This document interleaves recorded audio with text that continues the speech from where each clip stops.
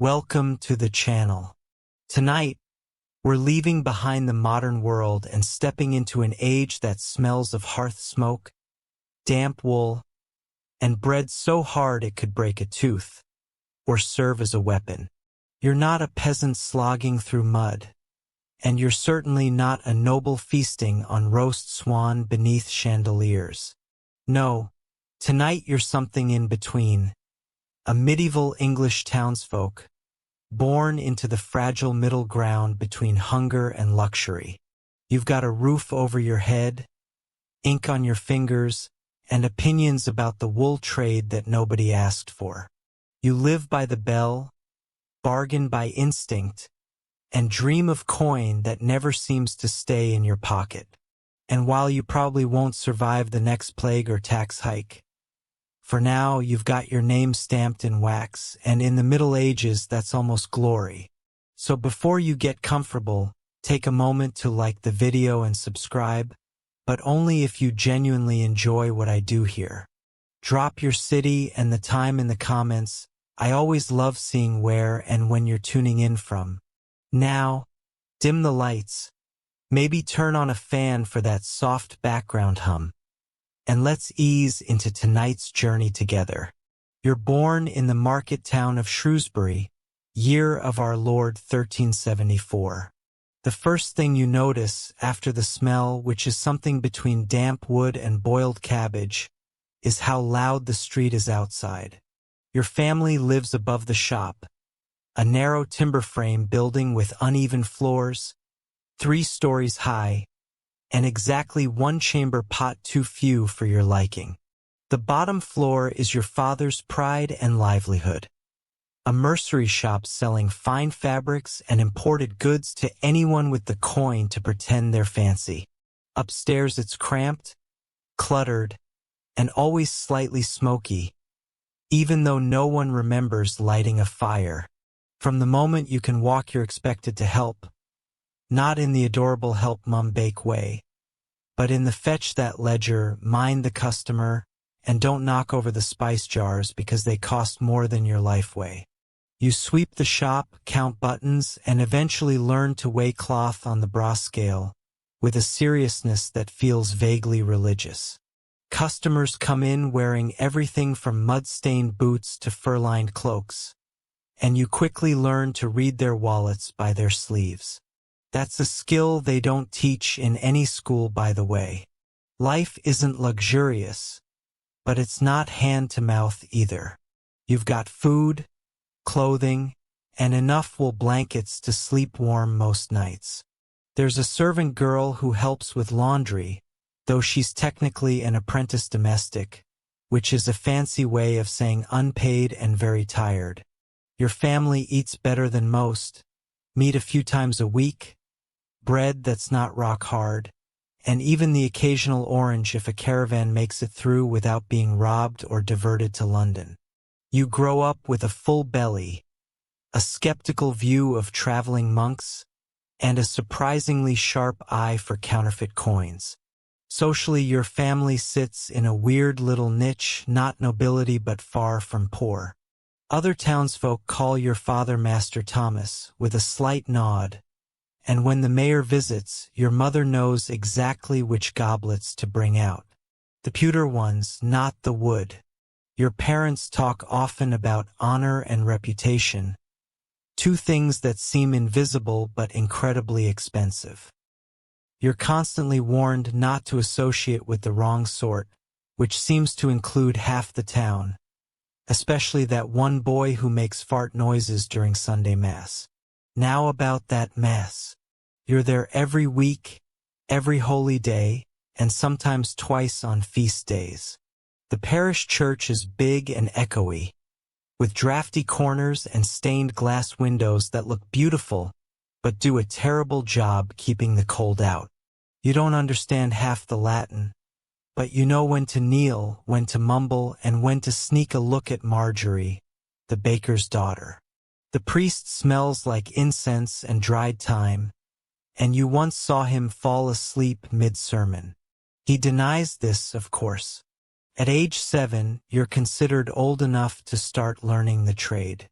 Your father puts you behind the counter for short stints, mostly to learn how to handle customers without accidentally giving away half the shop stock.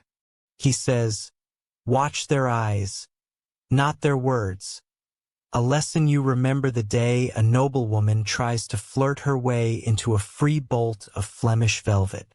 You hold firm, she does not like that. Being born into this merchant class means your future isn't totally locked in, which is rare and kind of terrifying. If you mess up, you could drop down into the working poor, one step away from selling eels on a street corner.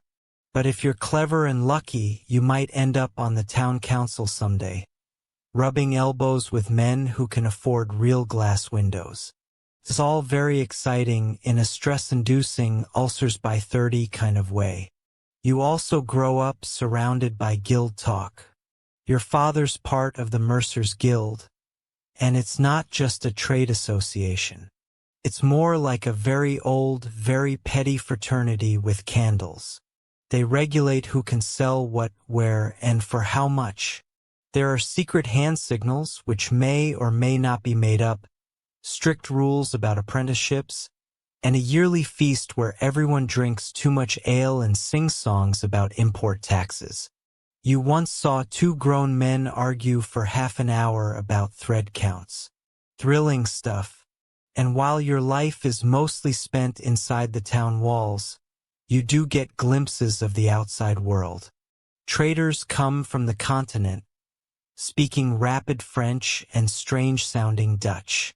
They bring stories of plague in Italy, new kings in far-off lands, and spices that smell like something between cinnamon and regret. You learn that the world is wider than you imagined, and also more expensive. Historically, this period marks a turning point. The Black Death has already swept through a few decades earlier, killing off a massive portion of the population. As horrible as that was, and it really was, it left behind gaps in the workforce and shook up the old social order. Suddenly, towns like yours are thriving, with merchants and tradesmen climbing up the ladder, while some minor nobles quietly slide down it. You don't fully understand this as a kid, but you do notice your father keeps grinning whenever someone mentions land prices. A quirky detail? The town crier is paid partially in beer, not just once, but regularly. You see him every morning clanking his bell and shouting town updates, usually with the enthusiastic slur of someone who's been drinking since dawn. No one minds, that's just Roger.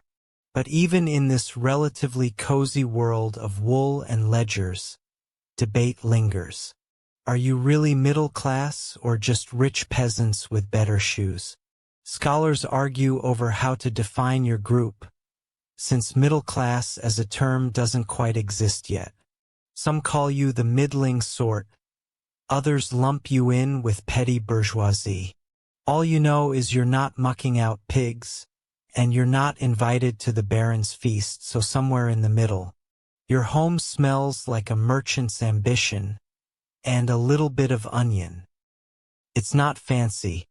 No tapestries with heroic battles or gilded candle sconces.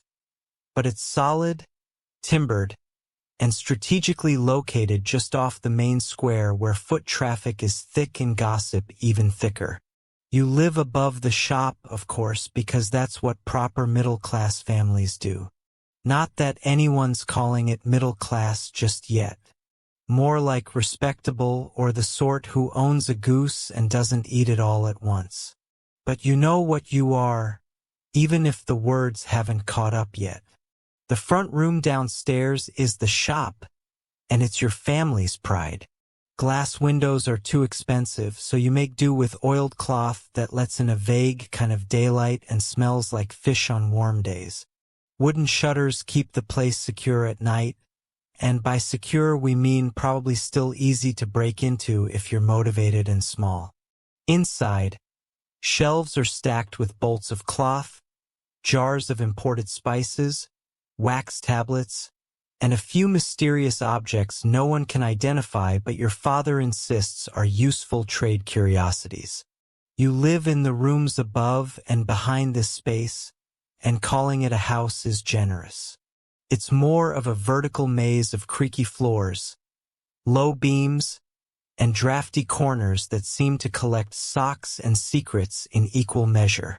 Your chamber is up a ladder-like staircase and shares a wall with the storage loft, so you fall asleep to the comforting scent of lavender sachets and occasionally dried fish, depending on the season. Your bed is a straw-stuffed mattress wrapped in linen, laid out on a wooden frame that creaks every time you roll over. There's a woolen blanket that's slightly itchy and perpetually damp on the edges, because medieval insulation is more of a theory than a science. You share the upstairs with your siblings, and privacy is an abstract concept. Curtains offer a weak illusion of solitude, but nothing muffles the sound of snoring, the scratching of quills, or whispered arguments over who gets the heel of the bread in the morning. At night you hear the town outside, cartwheels bouncing over cobbles, someone drunkenly singing about St. Cuthbert, and dogs barking at shadows that might be thieves, or just rats with ambition. The kitchen is a corner of the back room with a hearth, a cauldron, and a shelf of pewter dishes that are definitely dented but lovingly polished. Most meals are cooked in one pot, soups, stews, pottages, and you eat with wooden spoons from a shared bowl. When meat's on the table, it's usually salted or smoked and never wasted. There's always bread, and it's dark, coarse, and capable of breaking a lesser man's tooth. You pretend to enjoy it. Butter is a luxury, milk is for cooking, and eggs come from the grumpy hen in the backyard who hates everyone equally. Water is fetched from the public well, which means every day starts with hauling buckets and ends with arguments about who spilled it on the stairs. Waste goes in the chamber pot, and the chamber pot gets emptied out the window at specific hours unless someone forgets. Then you get a shout from below and possibly a fine from the town bailiff. Still, this domestic chaos is a symbol of success. You're not toiling in the fields, praying for rain or famine to hold off another week. Your roof leaks occasionally, but it's your roof. Your shop sells luxury goods, not essentials, and that means you're dealing with people who have money to spend on wants, not just needs. That's status, and you've got a few status markers too. There's the oak chest with iron hinges where your mother keeps her best linens, inherited from her aunt who swore she once served wine to a bishop. There's the carved stool your father made with his own hands before the shop made enough to buy furniture. And there's the single, real glass window, a tiny, round porthole in the back wall, more decorative than functional, but enough to make the neighbors jealous. Quirky fact, you own a pet. It's a cat. Not because you love animals, but because mice love flour, and the cat is a functional member of the household workforce. Still, you've named it Matilda, and your younger sibling insists she understands Latin, which is both charming and deeply untrue. Your daily routine is built around the rhythms of town life. The bell in the church tower rings out the hours, more or less, and each sound means something. Time to open shop, time to eat, time to pretend you're working while eavesdropping on your neighbor's marital dispute. The streets below are a constant swirl of noise, smells, and movement. Hawkers shout their wares, beggars rattle their bowls, horses clop, and the occasional minstrel tries to charm coins out of passers-by with a song that rhymes fleece with geese. Home is not just where you sleep, it's your social billboard. Everything about your house tells a story. The quality of your door latch, the cleanliness of your windowsill, even how often your chimney smokes. A well-swept threshold means you have pride. A front step with herbs growing in pots. That's middle-class Martha Stewart vibes. But let the woodwork rot or the shutters go missing, and suddenly people whisper that your business is failing. Reputation, as you're painfully aware, is a form of currency. Scholars debate whether this domestic space, the merchant home above the shop, truly marks a middle class, or is just a variation on tradesman life.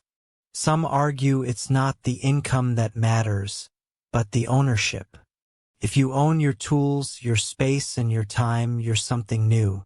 Others say these homes are still deeply tied to the feudal order, with taxes, obligations, and guild oversight, keeping you closer to peasantry than to freedom.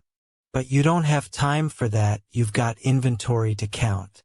At the center of your home is the family table, long and narrow, with benches on either side and a permanent lean to the left.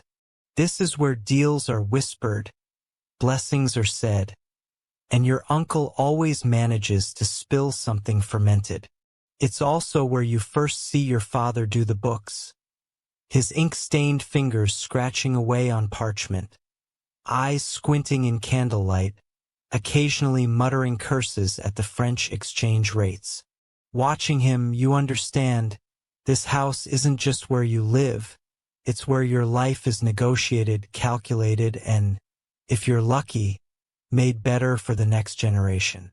So no, you're not in a manor, you're not even in a fancy townhouse like the merchants in London brag about, but you have space, you have heat, you have locks on your door and dried rosemary hanging from the ceiling to ward off bad smells and bad luck. That's not just a home, it's a fortress, a workplace, and a living resume. And if it creaks in the night, well, that's probably just Matilda. Or maybe the roof tiles again. The guild hall smells like beeswax and old arguments. It's where your father disappears to twice a week, dressed in his slightly too stiff wool tunic, and that hat he swears makes him look authoritative. You've only been allowed inside once, and it felt like stepping into a secret world where everyone knew your name but none of them trusted you. This is the world of the guild, a mixture of trade regulation, networking, low-key political scheming, and the occasional roast goose dinner. From the outside, the hall is unassuming, just another timbered building among the clustered streets. Inside, though, it's a different story. Wood-paneled walls, candles burning in heavy iron sconces, and a long table that looks like it's seen more negotiations than most royal courts. You picture your father sitting there, weighing the pros and cons of wool imports versus local dye production, while trying to keep the peace between the soap makers and the chandlers you've been feuding for months over something to do with lye recipes. Your apprentice now, technically still a boy, but expected to act like a miniature adult in a world where even a whisper can dent a reputation. The guild controls nearly every aspect of your future, how long you train, when you can sell on your own, even what hours you're allowed to open shop. There's a kind of comfort in that, honestly.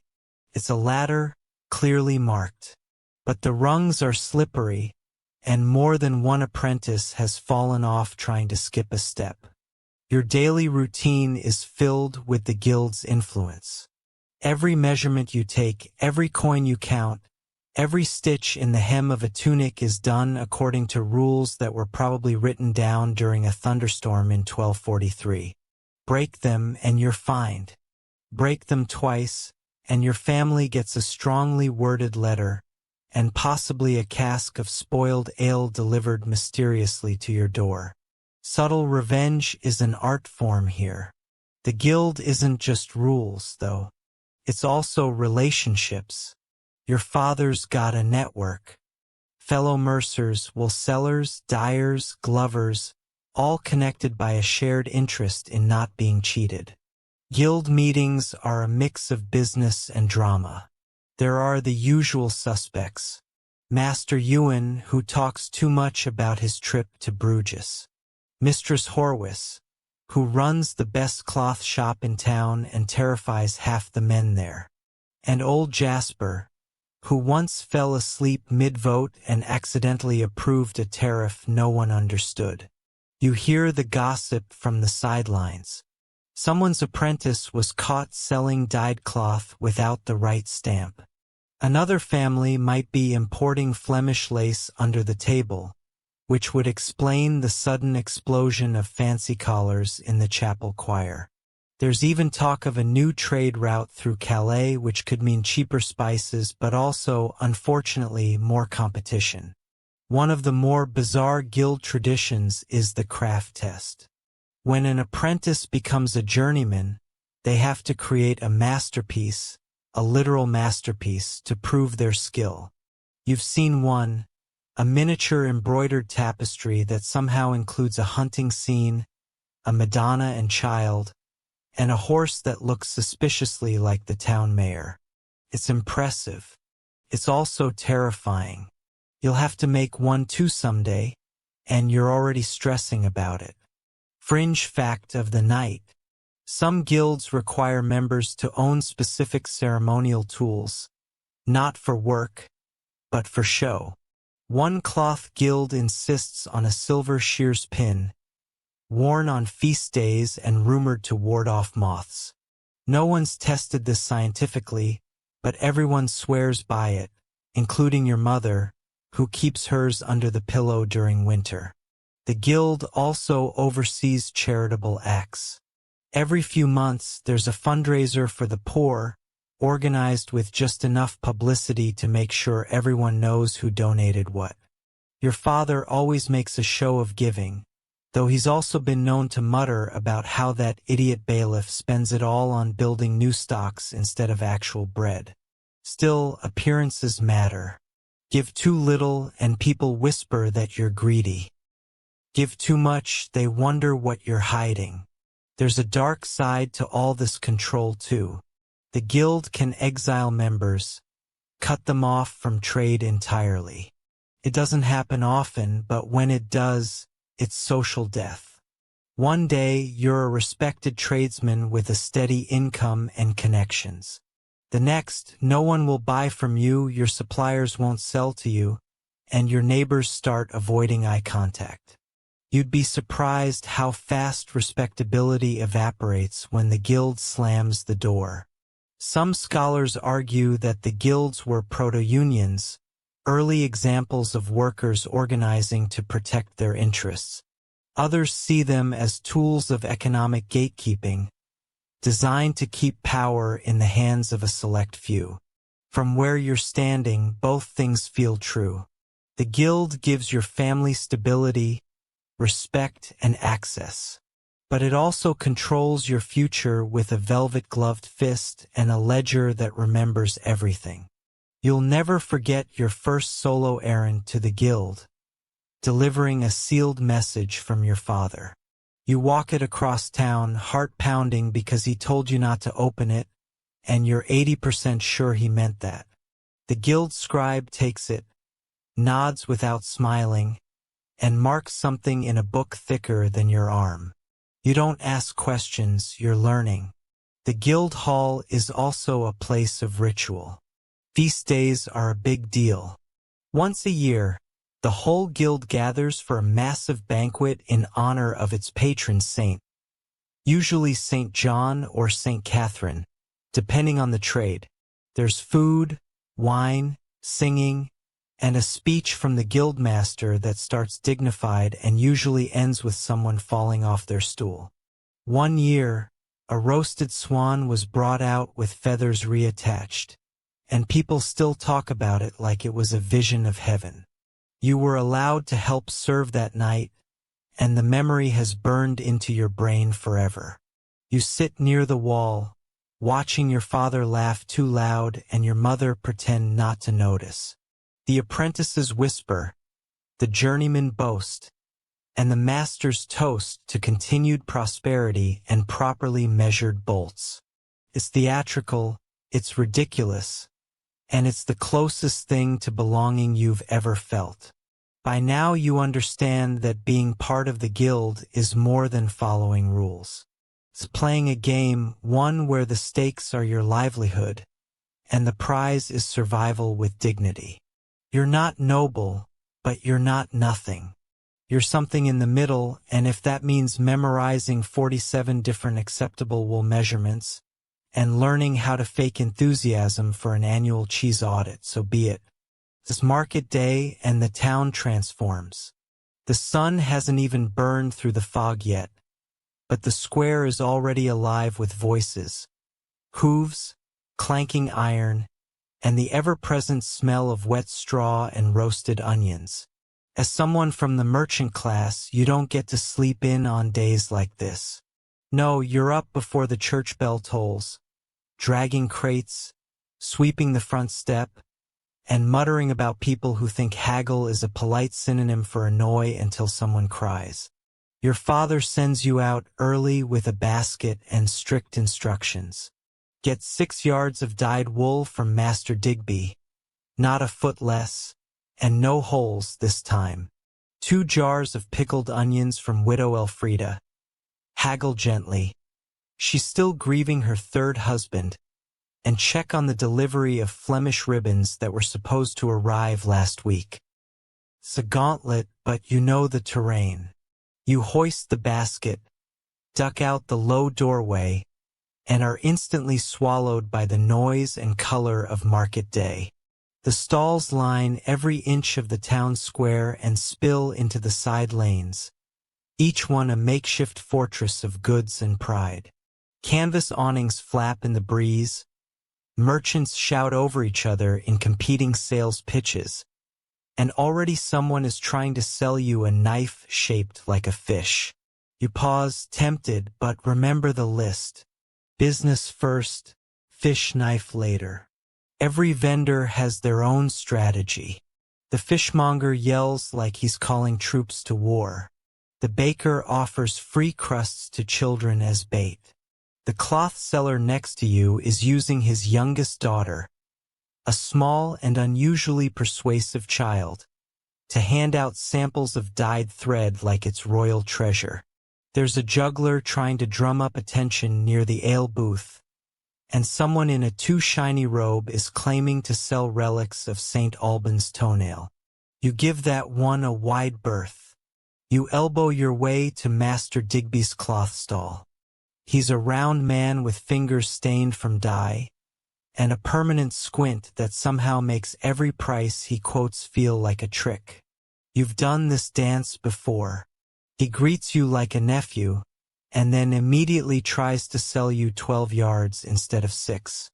You counter, remind him of the standing agreement with your father, and after 5 minutes of performative sighing, he cuts the wool with a flourish and a wink. Transaction complete. On the way to Widow Elfride's stall, you pass a puppet show. A small crowd's gathered, laughing as a tiny wooden knight defeats a devil with a fish. It's ridiculous, but you grin. These are people. Half ridiculous, half brilliant, and entirely unpredictable. Market day isn't just about buying and selling. It's theater. It's rumor-mongering. It's where alliances are made and rivalries sharpened. You overhear one stallholder warn another that his ale tastes like yesterday's bathwater. The insult is taken personally. A brief shouting match ensues, broken up by the town constable, who looks like he'd rather be anywhere else. At Elfride's you tread carefully. She's old, sharp-tongued, and rich enough to not need your business, but proud enough to want it. You praise her jars, admire her apron, and avoid mentioning the slightly pickled look of her dog.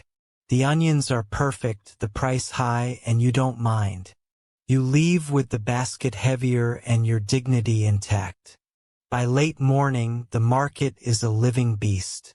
Louder, smellier, and significantly more chaotic. Children run between stalls with sticky fingers and no supervision. A troubadour plays the same 3 notes on a lute that hasn't been tuned since the last coronation. A pig escapes from a pen and sprints through the crowd like it owes someone money. The crowd laughs, chases, and ultimately lets it go. Some stories don't need an ending. Lunch is eaten on your feet, a warm meat pie, scalding and probably 60% questionable filler, but delicious. You eat quickly, scanning the crowd for rivals. Across the square, you spot the smug face of Edwin, the son of your father's most annoying competitor. He's selling inferior buttons at suspiciously low prices, and you make a mental note to report it at the next guild meeting. Competition is healthy, cheating is not. Besides, his buttons tarnish in the rain and everyone knows it. Your last stop is the docks just outside the gate, where traders from the continent sometimes arrive with exotic wares. You find a tired-looking man unloading crates labeled in bad Latin and worse French.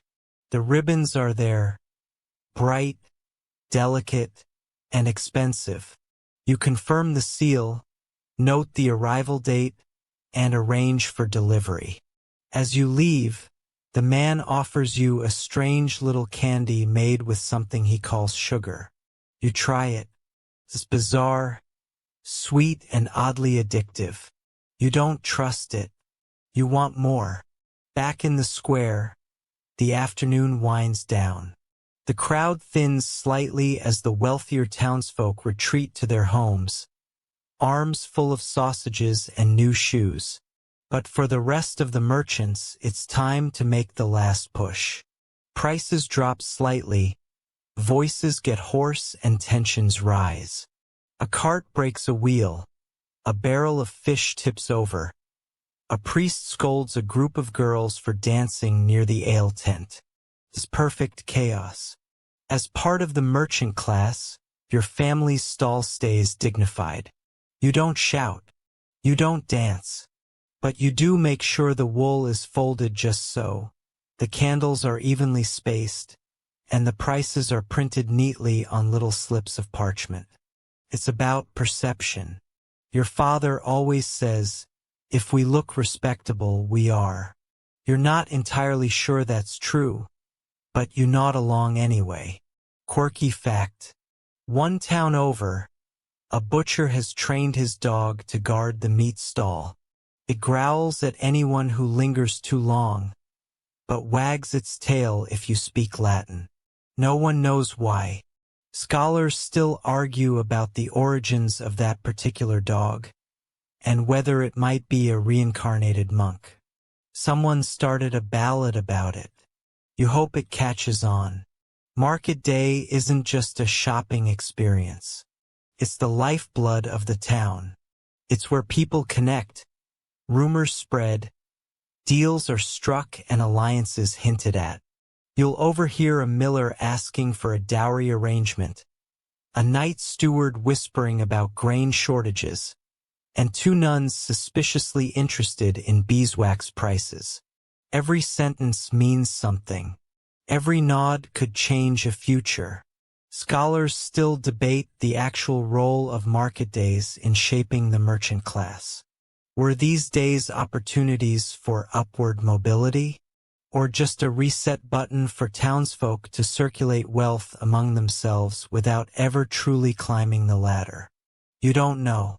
You just know that by sunset your feet hurt, your basket's empty, and your head is spinning with numbers, smells, and more than one suspiciously flirtatious glance from someone near the ale cart. As the market winds down, the last deals are struck, carts roll away, and the square returns to a state of soggy, trampled stillness. You help your father pack up, count the coin, and debate whether next week's spices will arrive on time. You're tired but proud. You navigated the chaos, survived the crowd, and didn't fall for any relic scams. That, in this world, is a win. You wake up scratching your neck because your collar is trying to strangle you again. Getting dressed as a respectable member of the merchant class in medieval England isn't just about not freezing to death. It's about sending messages. This morning you're wearing your town outfit. A tidy, well-brushed tunic dyed a modest blue-gray, cinched with a leather belt, and paired with hose that are just uncomfortable enough to remind you you're not a knight. Clothes in your world are status, armor, and sometimes punishment, all sewn together with coarse thread and a hint of ambition. Your wardrobe isn't vast, you've got maybe 3 full outfits, each carefully mended and washed with lye soap, so strong it could probably remove sin. There's a heavier wool surcoat for winter, a lighter linen shift for summer, and your Sunday best, which includes a cloak with a decorative clasp that once belonged to your grandfather, and still smells faintly of pipe smoke. Every piece matters, every choice is calculated. Too fine, and you risk a fine for dressing above your station. Too plain, and people assume business is bad. Today your mother is fussing with your sleeves, trying to get the folds just right. She adjusts the stitching on your shoulder, tuts at a spot you can't even see, and declares that you look respectable enough to be insulted by a noble. That's a compliment in this house. You grin, grab your cap, a soft wool roundlet with a short brim, and head downstairs. Fashion laws in England are strict, thanks to sumptuary laws designed to make sure no one forgets their place. Nobles wear fur and silks, clergy get deep colors and fine embroidery, and you, good merchant child, get to wear mid-range wool and hope your green doesn't look too royal. The laws are technically enforced by the local bailiff, but really it's the town gossips who patrol style violations. If you show up to church in a tunic too shiny, you'll be the subject of whispered sermons until Michaelmas. You pass a baker's boy on the street wearing a patched-up smock, barefoot, whistling a tune that might be filthy if you understood it. Then a minor knight rides past on horseback, his cloak trimmed in rabbit fur and his boots so polished you could see your reflection, if he let you look him in the eye. And then there's you, not too grand, not too poor, walking the fine line of I sell respectable goods and I'm not secretly a peasant. Inside your family's shop your outfit is both a uniform and an advertisement. Customers judge you instantly, and your clothes speak before you do. A well-draped shoulder says you know good fabric. A clean hem says you care about detail. Wrinkled hose? That just says unmarried and poorly supervised. You tug them straight and try to look composed as your first customer of the day walks in. A woman with an eye for detail and a purse that squeaks when it opens. She fingers the cloth with care, squints at the stitching, and then compliments your tunic. It's part genuine, part test. You thank her politely, offer a matching piece, and note that her brooch is out of date by at least 3 summers. You don't say it out loud, of course, but you make a note. Trends matter here, and even subtle changes in fashion ripple through the merchant class like rumors through a nunnery. A quirky detail you've learned. Middle-class townsfolk like yourself are often the quiet trendsetters. Nobles copy the styles they see in big cities, but it's the merchant families who experiment with dyes, trims, and accessories first, especially in London or York.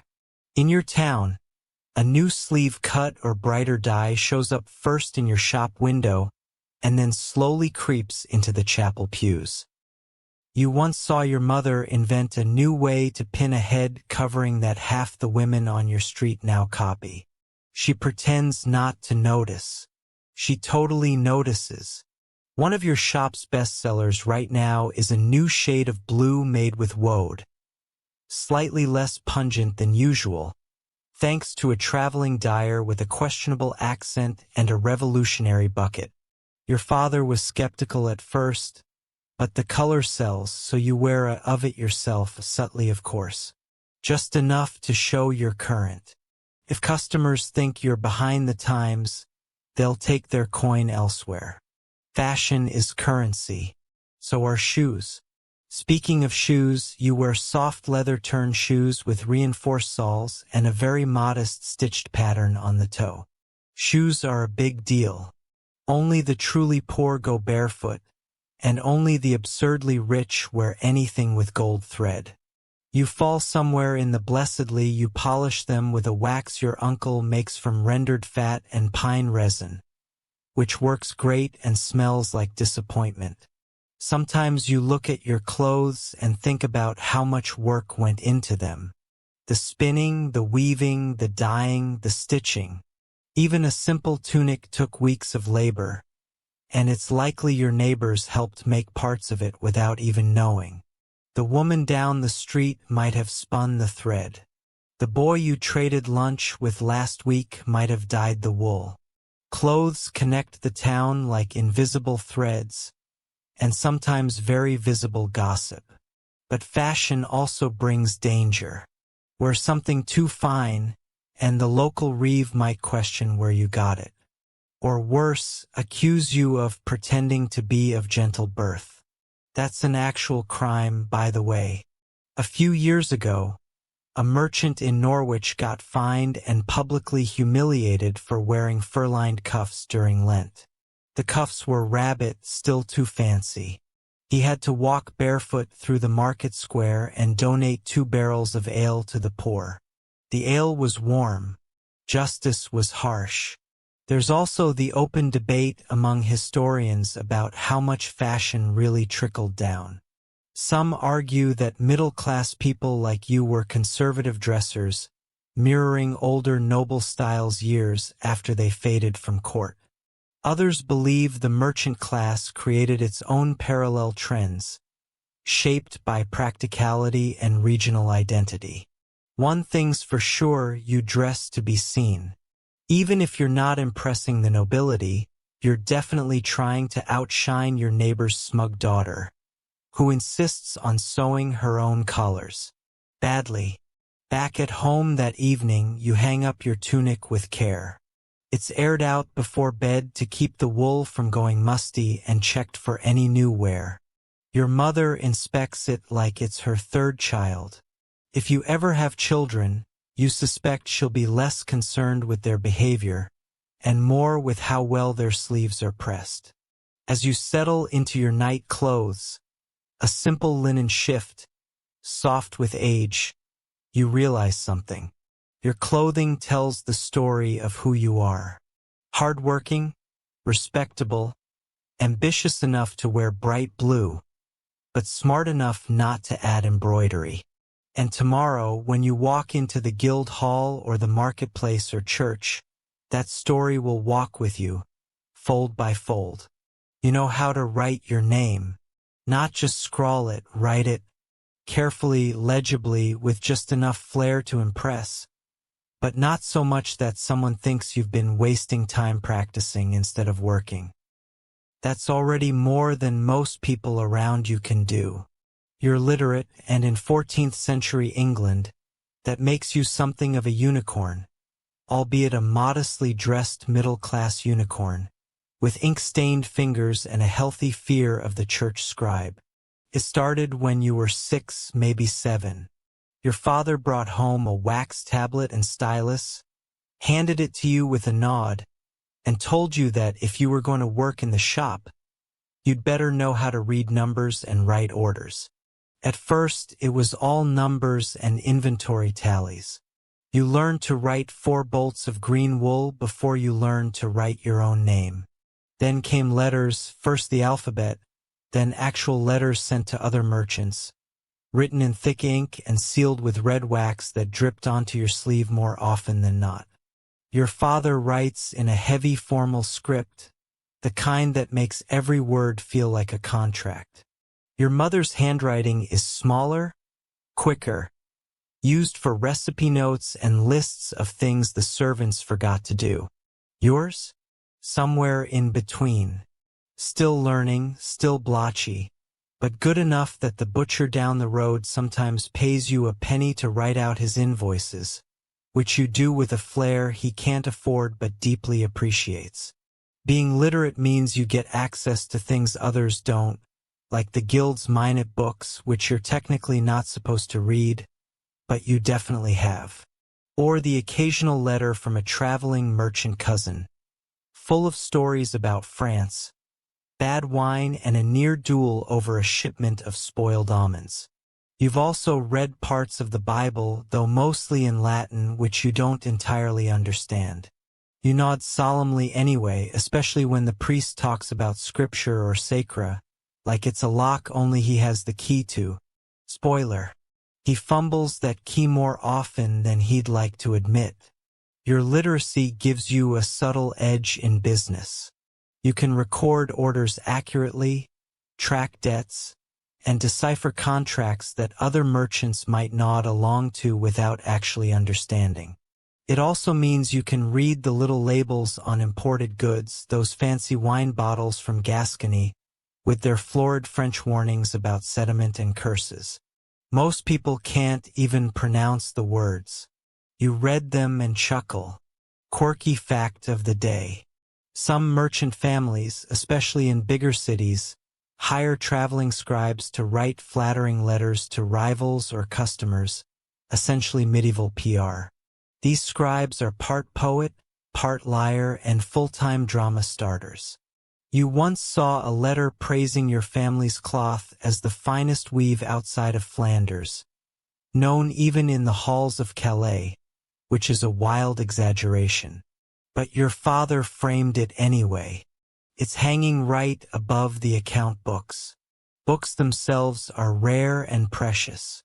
Your family owns exactly 3, a prayer book with worn pages, a copy of Boethius' Consolation of Philosophy that no one's ever finished, and a collection of trade proverbs hand-copied by your great-uncle, who insisted on spelling profit with 3 different letters every time. You've read all 3. Twice. They sit on a high shelf next to a dried sprig of rosemary and a key no one remembers the use for. You dream sometimes of going to school, not the brief training you've had at home, but real grammar school, maybe even university. But that's expensive, and you're needed here. Besides, most schools are run by the church, which means a lot of rote memorization, endless Latin drills, and strict clerics who believe joy is a sin and handwriting should hurt. Still, it's a nice thought studying in Oxford, reading Aristotle under a tree, maybe writing a little poetry on the side. You've written some already. Bad, but heartfelt. No one's allowed to see it. Scholars today debate just how widespread literacy was among the middle class. Some argue that more merchants than expected could read and write, especially in towns with strong guild networks. Others think it was limited to the upper crust, those with extra coin to spare and no urgent need to pluck chickens or scrub floors. From where you're sitting, it feels like a rare skill, but a growing one. You know at least 4 other apprentices who can sign their names, and 1 girl who secretly reads romance tales behind her father's shop. She's currently your favorite person in town. Writing, though, is more than just words. It's control. Your family's ledger is sacred, kept under lock and key, updated daily, and only touched by those who know the system. Every sale, every debt, every promise of payment by Michaelmas is written down with cold precision. Your mother handles the numbers with terrifying accuracy, and God help the customer who tries to argue a missed payment. The ledger doesn't lie. It just ruins. Sometimes you get to write the weekly inventory reports for your father. You sharpen the quill, dip it in ink made from oak galls and vinegar, and slowly list the items. 3 bolts of crimson wool, 2 crates of French soap, 1 missing cask of fish oil. Possibly stolen, possibly evaporated, either way suspicious. You write with care, forming each letter as if it matters. Because it does. One bad 5 and someone's getting shorted on linen. Your handwriting is slowly improving. You've started experimenting with flourishes, just little ones on capital letters or the tails of G and Y. Nothing too ostentatious. The guild frowns on fancy for its own sake. But still, a little personality never hurt. You're also practicing sealing wax. Dripping, stamping, not burning yourself. Mixed success. Your first try looked like someone sneezed on the parchment and sealed it with a boot heel. But progress is progress. The town scribe, Master Hal, occasionally lets you watch him work. He's old, mostly deaf, and possibly made of parchment himself. His fingers are stained dark with ink, and his script is flawless. He once told you he learned to write by copying out the same sentence 400 times. Silence pleases God more than foolish speech. Ironically, he talks constantly, but you let that slide. His penmanship is divine, and while writing and literacy feel like power, they're not always safety. You once saw a poor tanner get dragged into court because he couldn't read the contract he signed. Lost everything. Couldn't argue, couldn't plead. Just stood there blinking while a clerk read the words that condemned him. That stuck with you. Literacy isn't just knowledge. It's a shield. By night, you practice letters by candlelight. You write names, prices, phrases you hear in the street. Sometimes you copy from the prayer book just to see if you can match the style. Other times, you invent new names for the customers you dislike. Creative, unflattering, always in Latin. It's therapeutic. You never show them to anyone, except Matilda the cat. She's your silent co-conspirator in everything. You fall asleep with ink on your fingertips, dreams full of parchment, and a vague hope that tomorrow, someone will ask you to write something more exciting than 3 jars pickled eels moderately fresh. But until then, you'll keep the ink pot full, the quill trimmed, and the wax seals ready. Because words in your world are as good as gold, and far more dangerous. Dinner's almost ready, and the kitchen smells incredible, like roasted onion, sage, and the faintly sour tang of cider that's been stewing in a clay jug since last summer. You step in through the back door, stomping the mud off your boots, and the kitchen boy, young Ned, perpetually soot-stained and humming some tune about a goat, flashes you a grin while fanning the fire with a pair of bellows that wheeze like a dying sheep. It's warm in here, noisy, cluttered, and glorious. This is the belly of your household, and tonight it's doing something rare. It smells like meat. Food in your house is a careful thing, balanced between cost, class, and the calendar of saints. You're not rich enough to eat like a baron, but you're not poor enough to survive on broth and barley. Most days, meals are simple.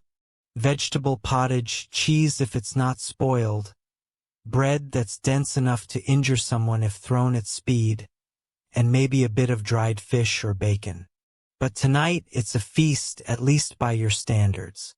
A plump chicken, stuffed with herbs and onions, is turning on the spit, dripping fat into the fire with a satisfying hiss. There's bread, fresh, blessedly soft, and a dish of mashed parsnips that look almost fancy if you squint. Your mother's at the table carving dried apples for a tart. She's humming too, which means the shop did well today. She only hums when she's sold at least 2 bolts of velvet or outwitted Mistress Hawaii's, her arch rival and the only woman in town with more lace. You offer to help and she waves you off. You'll just eat the filling, she says, and she's right. You snack on a bit of crust instead. Food isn't just sustenance, it's status. The kinds of ingredients in your kitchen say a lot about your family's place in the town. Spices, pepper, cloves, cinnamon are precious. Your father keeps them in a locked box like treasure, doled out carefully for stews and special guests. You once saw him count out peppercorns like they were coins. Salt is a bit more common, but still not cheap. The salt jar has a lid with a carved line on top. Ridiculous but very intentional. Tells visitors we're not peasants. Thank you very much. Dinner's served with ceremony, even if it's just your family. The table is scrubbed clean, plates set out, wooden for every day, pewter if guests arrive, and the good knives are brought out from the storage chest. You each have your own spoon, which is a mark of respectability, and no one dares touch yours. Forks, hilariously rare. You've seen one once in the mayor's house. It looked like something used to torture frogs. Ned brings out the chicken with great flair, placing it on the board like he's delivering a sacred object. Your father carves while reciting a bit of scripture, always Matthew, always louder than necessary. And portions are handed out with casual authority. Everyone gets a bit of meat, a ladle of the parsnips, and a hunk of bread. There's cider, too, poured from a heavy jug into earthenware cups. You sip carefully. It's strong, sour, and just sweet enough to make you forget that it might contain a few stray wood chips.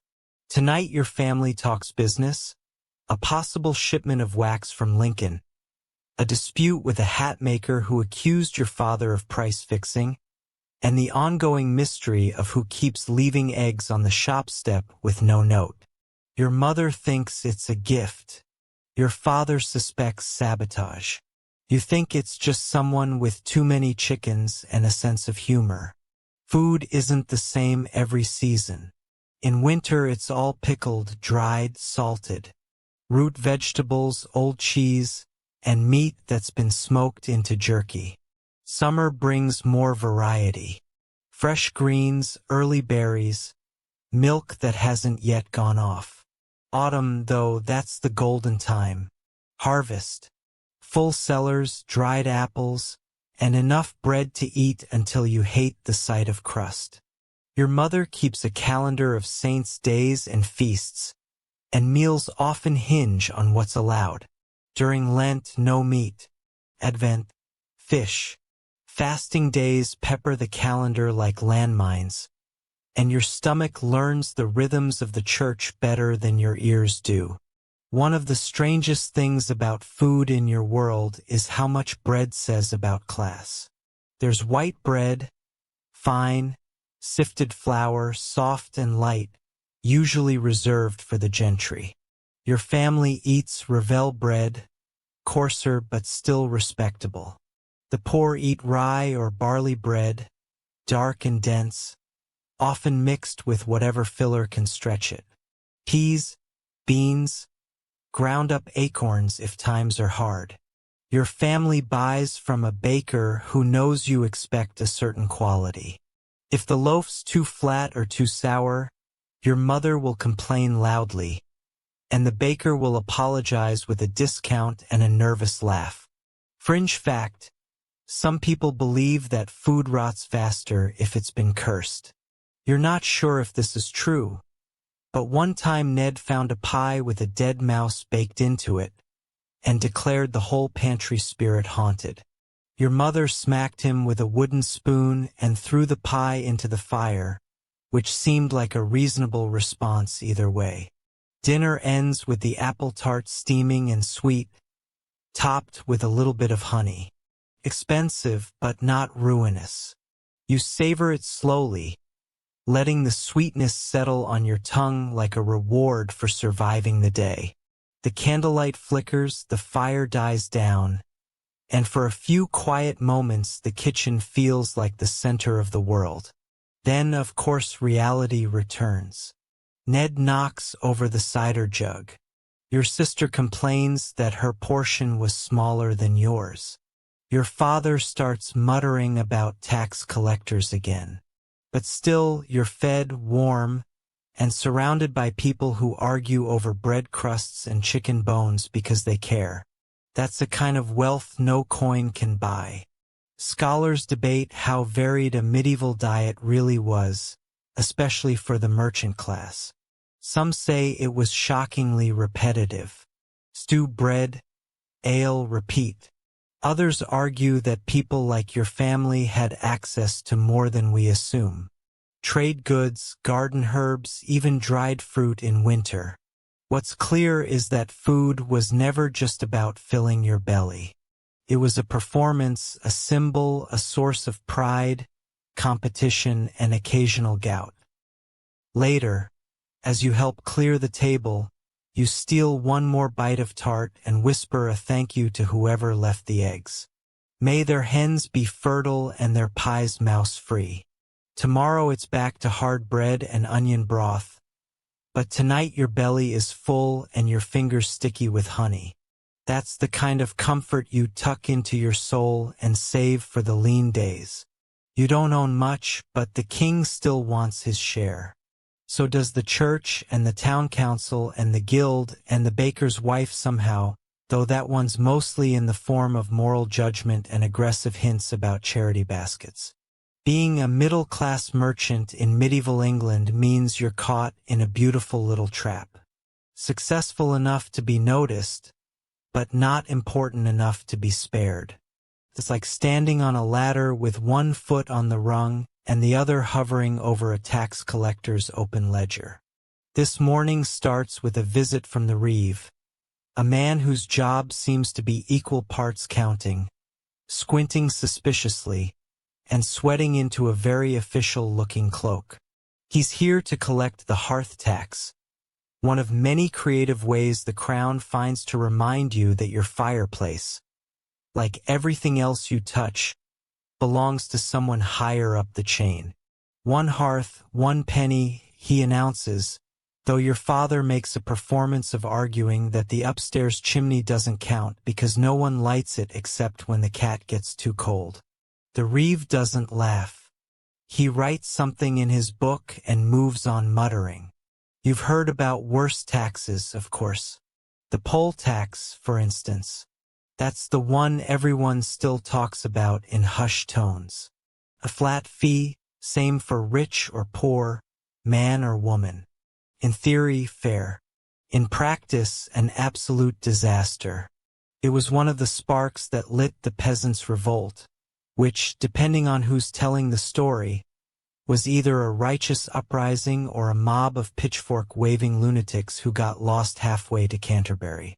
Either way, it ended badly for the rebels, and for a few unlucky tax collectors who found themselves minus a head or two.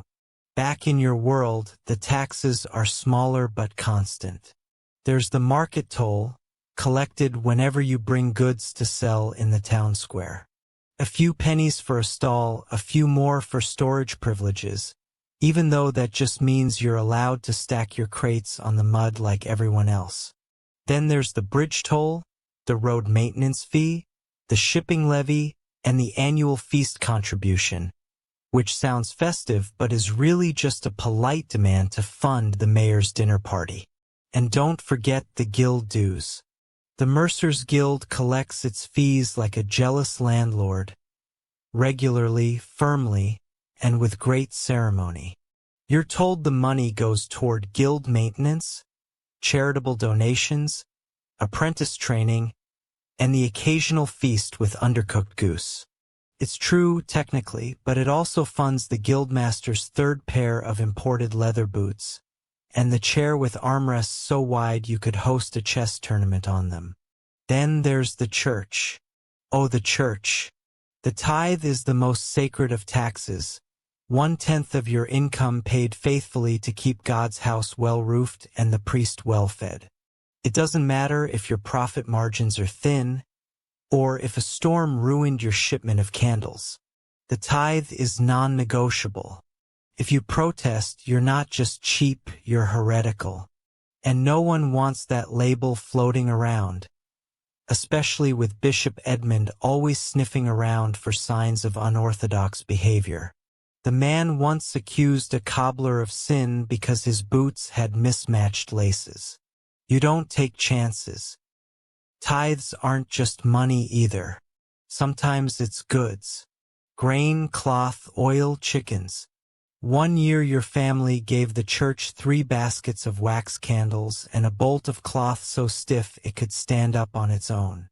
The priest thanked you warmly, then promptly used the cloth as a table runner at the midsummer feast. Your mother never quite got over it. Now, some middle-class folks get clever.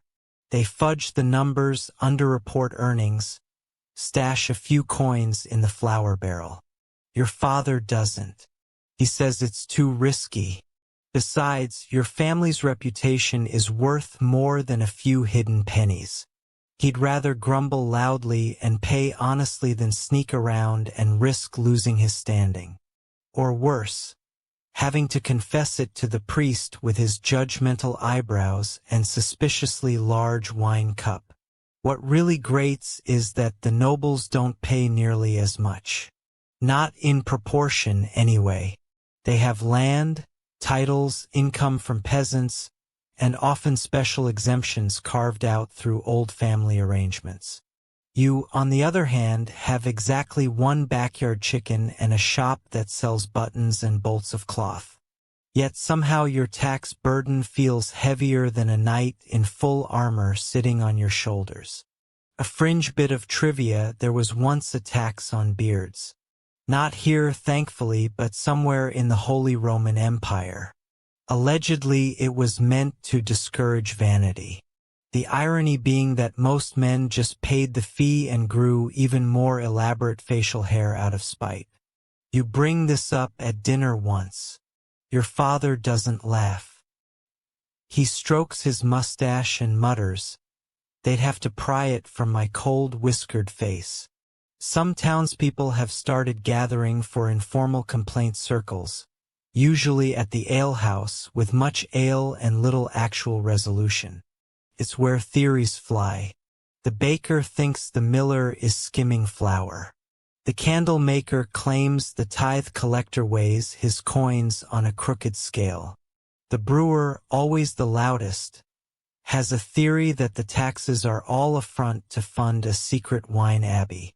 You suspect he's more right than he knows. Scholars still debate the impact of medieval taxation on the emerging merchant class. Was it a stifling burden that held back growth, or a necessary evil that kept towns functioning and roads walkable? The answer, like most things, is yes. Taxes were painful, annoying, sometimes wildly unfair, but they also funded bridges, kept guards paid, and let the town light torches at night so you didn't trip over a sleeping goat. You resent them. You also rely on them. It's a complicated relationship. Today you sit down with the household ledger and help tally the latest tax demands. It's a grim ritual. Your mother calls it feeding the ghost, as if the taxman were some kind of spectral figure that haunts respectable homes demanding coin and compliance. You light a candle, open the book, and begin to calculate. Market toll, tithe, guild dues, repair fund, winter levy. The numbers blur together, and your stomach twists as the pile of obligations grows taller than your profits. But you do it. You pay it. You curse under your breath, make a note to avoid the reeve next time he passes, and scrape together the coin from the strongbox in the pantry. It's not glamorous. It's not fair. But it's what's required. You tuck the ledger away, blow out the candle, and sigh. Then you remember that tomorrow is the feast of St. Crispin, which means church services, no market, and a bonus donation to the parish. You let out groans so loud even the chicken flinches. Life in the medieval middle class isn't just about making money. It's about watching it vanish into other people's pockets. often with a smile and a blessing. The bells ring before sunrise, again. It's not even a holy day, just a Tuesday, but someone has died or confessed or given birth, or possibly all three, and the priest wants the entire town to know about it. You roll over beneath your blanket, sighing into the wall, and listen as the peals echo through the narrow streets like some divine alarm clock. You've got half a mind to curse the bell ringer, but you're not keen on waking up with boils, so you settle for muttering something vaguely annoyed and very unbiblical. In your world, religion is not a weekend hobby. It's baked into every single day, from dawn prayers to candlelit vespers, and skipping any part of that rhythm is equal parts social scandal and spiritual suicide. You're not just expected to believe, you're expected to attend, observe, donate, and occasionally carry a candle taller than your youngest sibling. And heaven help you if you fall asleep during Mass. It's been done. There were consequences. One boy was hit with a hymnal and had a permanent dent in his pride. The parish church is a central part of your life. Literally. It's smack in the middle of town. A stone and mortar declaration that whatever you think you're doing with your day, God probably has other plans. The building looms over the market square, its tower always pointing accusingly at the sky like it's tattling on everyone. Inside it's dim, echoing, and smells like incense, candle wax, and occasionally wet dog if it's raining and someone forgets to keep the door closed. You attend Mass every Sunday and also on feast days, saints' days, holy days, and sometimes on random Thursdays when the priest says he felt moved by the Spirit, which you've started translating as woke up early and wanted to talk. The service is in Latin, of course, which means you don't understand most of it, but that's not the point. You're there to be seen, to participate, to show that you're a good, God-fearing citizen who definitely doesn't skip confession, and certainly never hides peppercorns in the flour barrel to avoid the tithe. You know the order of service by heart.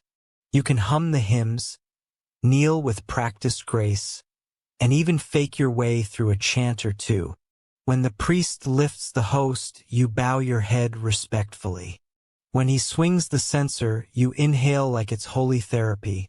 And when he gives the sermon, usually a dramatic warning about lust, laziness, or the devil's fondness for card games, you nod solemnly, even if you're secretly counting the rafters or wondering what's for lunch. The church isn't just a place of worship. It's a social hub, a moral compass, and a community theater all rolled into one. It's where marriages are arranged, grievances aired, scandals whispered, and reputations managed. The pew you sit in says a lot. So does how much you donate, how often your candle burns during Vespers, and how piously you bow during the procession. Even the churchyard is part of the social ladder. Being buried closer to the altar is a sign of both spiritual devotion and financial success. Your grandfather's grave is 3 rows back, near the crabapple tree. Not bad. There are over 40 holy days each year, each one requiring attendance, ritual, and usually the disruption of business as usual. Some are joyful, feasts, music, church plays featuring devils with squeaky pitchforks and angels who look suspiciously like the local butcher's daughter. Others are solemn, with processions, fasting, and hours of kneeling that leave your knees numb and your mind drifting to whether you remembered to bolt the shop door. One of your favorites is Candlemas. It's got everything: flame, music, and a blessed candle you get to take home and put in the window to keep away storms. You still have last year's stub, half burned and slightly chewed by the cat. On the other end of the spectrum is Rogation Day, which involves walking around the town's borders. singing prayers for good harvests while getting rained on and bitten by flies. Character building, they say, and then there's confession. Once a week you file into the chapel, kneel at the screen, and tell the priest everything you've done wrong, or at least everything you're willing to admit. He sighs, nods, assigns penance, usually prayers, sometimes charitable acts, wants 3 days of bread and water because you said something unkind about your neighbor's pig, and sends you off absolved. Whether you feel forgiven is another matter. Quirky fact: some towns host church-sponsored miracle plays with scripts that mix actual scripture with enthusiastic improvisation. One year your cousin played the Archangel Michael and accidentally set part of his robe on fire while smiting a demon. The audience thought it was divine special effects. He hasn't stopped talking about it since.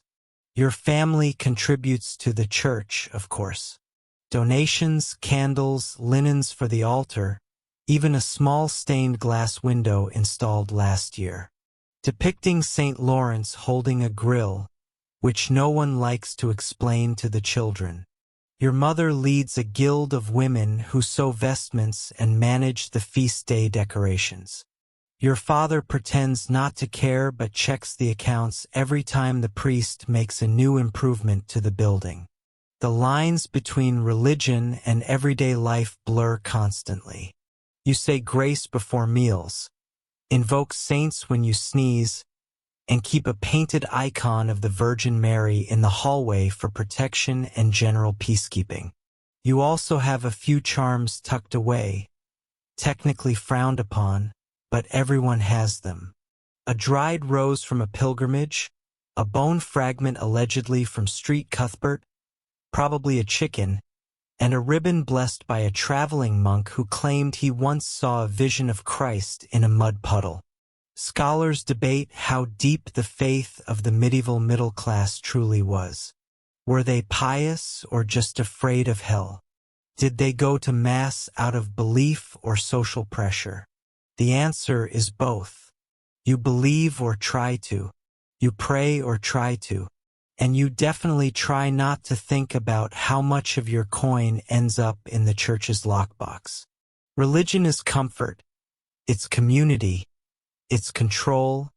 And it's inescapable. Tonight, as the bells toll again for evening prayer, you light the candle in the hallway and whisper a short blessing, just in case. The town feels quieter after dark, like even the cobblestones are listening. You wonder if saints watch through windows, or if they too are weary of sermons that go too long. You blow out the candle, tuck the stub safely beside its twin, and crawl into bed. Tomorrow's another day of work, worship, and trying not to offend any angels by accident. But for now, you let the silence settle, close your eyes, and hope that if the divine is watching, it's in a good mood. You're 17 and about to marry someone you've known for approximately 3 conversations and a handful of strategic glances across the churchyard. Welcome to medieval romance. Part negotiation, part family planning, part guessing game about how well someone smells under pressure. Love might find a way eventually, but first, there's the small matter of dowries, social standing, fertility forecasts, and whether your intended father has been caught shortchanging the merchants. Again, marriage in your world isn't really about love, it's about property, position, and future apprentices. You're not noble, so you're not marrying to unite great houses or secure titles. But you're middle class, so your marriage still has stakes. Marrying too far down is risky. Your children might not get into the guild, your name might suffer, and heaven forbid your spouse doesn't know how to manage a ledger. Marrying too far up? Laughable. No knight's daughter is going to wed a merchant's son who still trips on stairs and smells faintly of sheep dye. The sweet spot. Another merchant family, ideally one with good coin, a steady hand, and minimal drama. Your parents begin scouting when you're about 15. They make casual inquiries, over dinner, during church services, while buying pickled turnips. You pretend not to notice, but you do. The local candle maker's daughter comes up in conversation. She's sensible, educated, known for her embroidery and her ability to recite 3 psalms backward. You've spoken exactly twice, both times about the weather. She blushes easily and smells like beeswax. Honestly, it could be worse. Marriage contracts come next. There's haggling involved, not over feelings, over dowries. Your family expects some land, a chest of linens, and maybe a small cash sum. In return, you'll provide a home, respect, and ideally, children who don't ruin the family business by turning into wandering minstrels. It's a tense time. Meetings with her father stretch long into the evening, punctuated by sighs, wine, and the sound of your mother murmuring about how young people these days have no sense of duty. Eventually, it's agreed. The match is made. There's a sigh of relief and a suspiciously large shipment of wine sent to your house, which your uncle drinks half of before dinner. Now comes the ceremony. Not the wedding yet, but the betrothal. It's like a pre-marriage, a binding promise sealed with a kiss on the cheek and a handshake that probably means more to your parents than you. Then, after a few months of anxious waiting, the big day arrives. Weddings in the middle class are grand, but not noble-level grand. You can't afford golden goblets or roasted swans, but you've got bread, beer, and a chicken for every table, which feels downright decadent. The church bells ring again. The whole town shows up because free food, and you find yourself standing in front of the altar, wearing your best tunic and trying not to sweat through it. Your bride looks composed, you look vaguely capable. The priest drones on in Latin, occasionally switching to English to remind you that this is a holy union, that it's permanent, and that God is watching closely. Rings are exchanged, vows are spoken. You kneel, rise, and are officially declared husband and wife. Cue the feast. The reception takes place in the guild hall, which has been decorated with flowers, banners, and one extremely confused goose. A gift from a cousin who didn't read the invitation. The tables are lined with trenches of bread, bowls of stew, roasted vegetables, and enough cider to make even the priest loosen his collar. There's music, fiddles, drums, a man playing a harp who may or may not be sober, and dancing. Lots of dancing. You do your best not to trip, you succeed mostly. And yes, there's betting, or rather, the public acknowledgement of it. Your families gather, walk you both to your new shared chamber, and make a theatrical show of handing over the bed linens like it's the crown jewels. Everyone laughs, someone makes a joke about grandchildren, and then, finally, they leave. You and your new spouse stare at each other for a long moment. Then you laugh, because what else is there to do? In the weeks that follow, you settle into married life like someone trying on a slightly stiff tunic. There are adjustments. She prefers to sleep near the window. You hate the draft. She folds the linens a different way. You mutter and refold them when she's not looking. She's better at math than you, and soon she's handling half the shop's accounting. Your father pretends to be scandalized, your mother is quietly smug. Over time, a rhythm forms. You run the shop together. You share meals, gossip, duties. Sometimes you argue about prices, about when to visit her mother, about whether pepper belongs in soup. But you also laugh. You also talk. You even start to like her voice in the morning, low and scratchy, like it belongs in a song. Quirky fact: in some towns, newlywed couples are gifted a fertility loaf, a bizarrely shaped piece of bread blessed by the priest and baked by the town's oldest widow. You receive yours on the third day after the wedding. It's dry, crumbly, and deeply unsettling. You eat half anyway because your mother says it's tradition. You bury the rest behind the garden. Nothing grows there for weeks. Your marriage is, in many ways, a business merger with feelings. It's a partnership built on shared goals, mutual respect, and the hope that you'll both survive long enough to see your children take over the shop. Romantic? Not always. But meaningful? Absolutely. Especially in a world where love is a luxury and security is a prize-hard one. Of course, not every match goes so smoothly. One of your friends marries a brewer's daughter who turns out to hate merchants, numbers, and the entire concept of cleanliness. Another match is broken off at the last minute when it's discovered the groom-to-be owes money to 3 different butchers. Scandal. Very juicy. The town is still talking about it. Scholars argue about the role of affection in medieval marriages. Some believe love was irrelevant, a distraction at best. Others point to letters, poems, even court records that hint at real attachment, real care. In your case, it starts as formality. But slowly, steadily, it becomes something more. On your first anniversary, your wife gives you a new ledger cover. It's simple, sturdy, embroidered with a pattern of vines and tiny birds.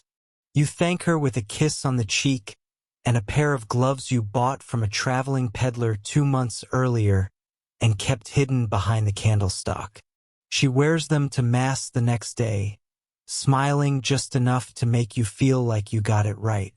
So no, your marriage didn't begin with a declaration of love under the stars, but it's growing into something solid, something warm. And in a world filled with uncertainty, that's more valuable than any dowry. You've just stepped in a puddle. Indoors. Again. It's a small, cold reminder that despite your elevated status, you're still living in a world where sanitation is more theory than reality, and your home occasionally leaks from both ends. But then again, you're not the one mopping it up.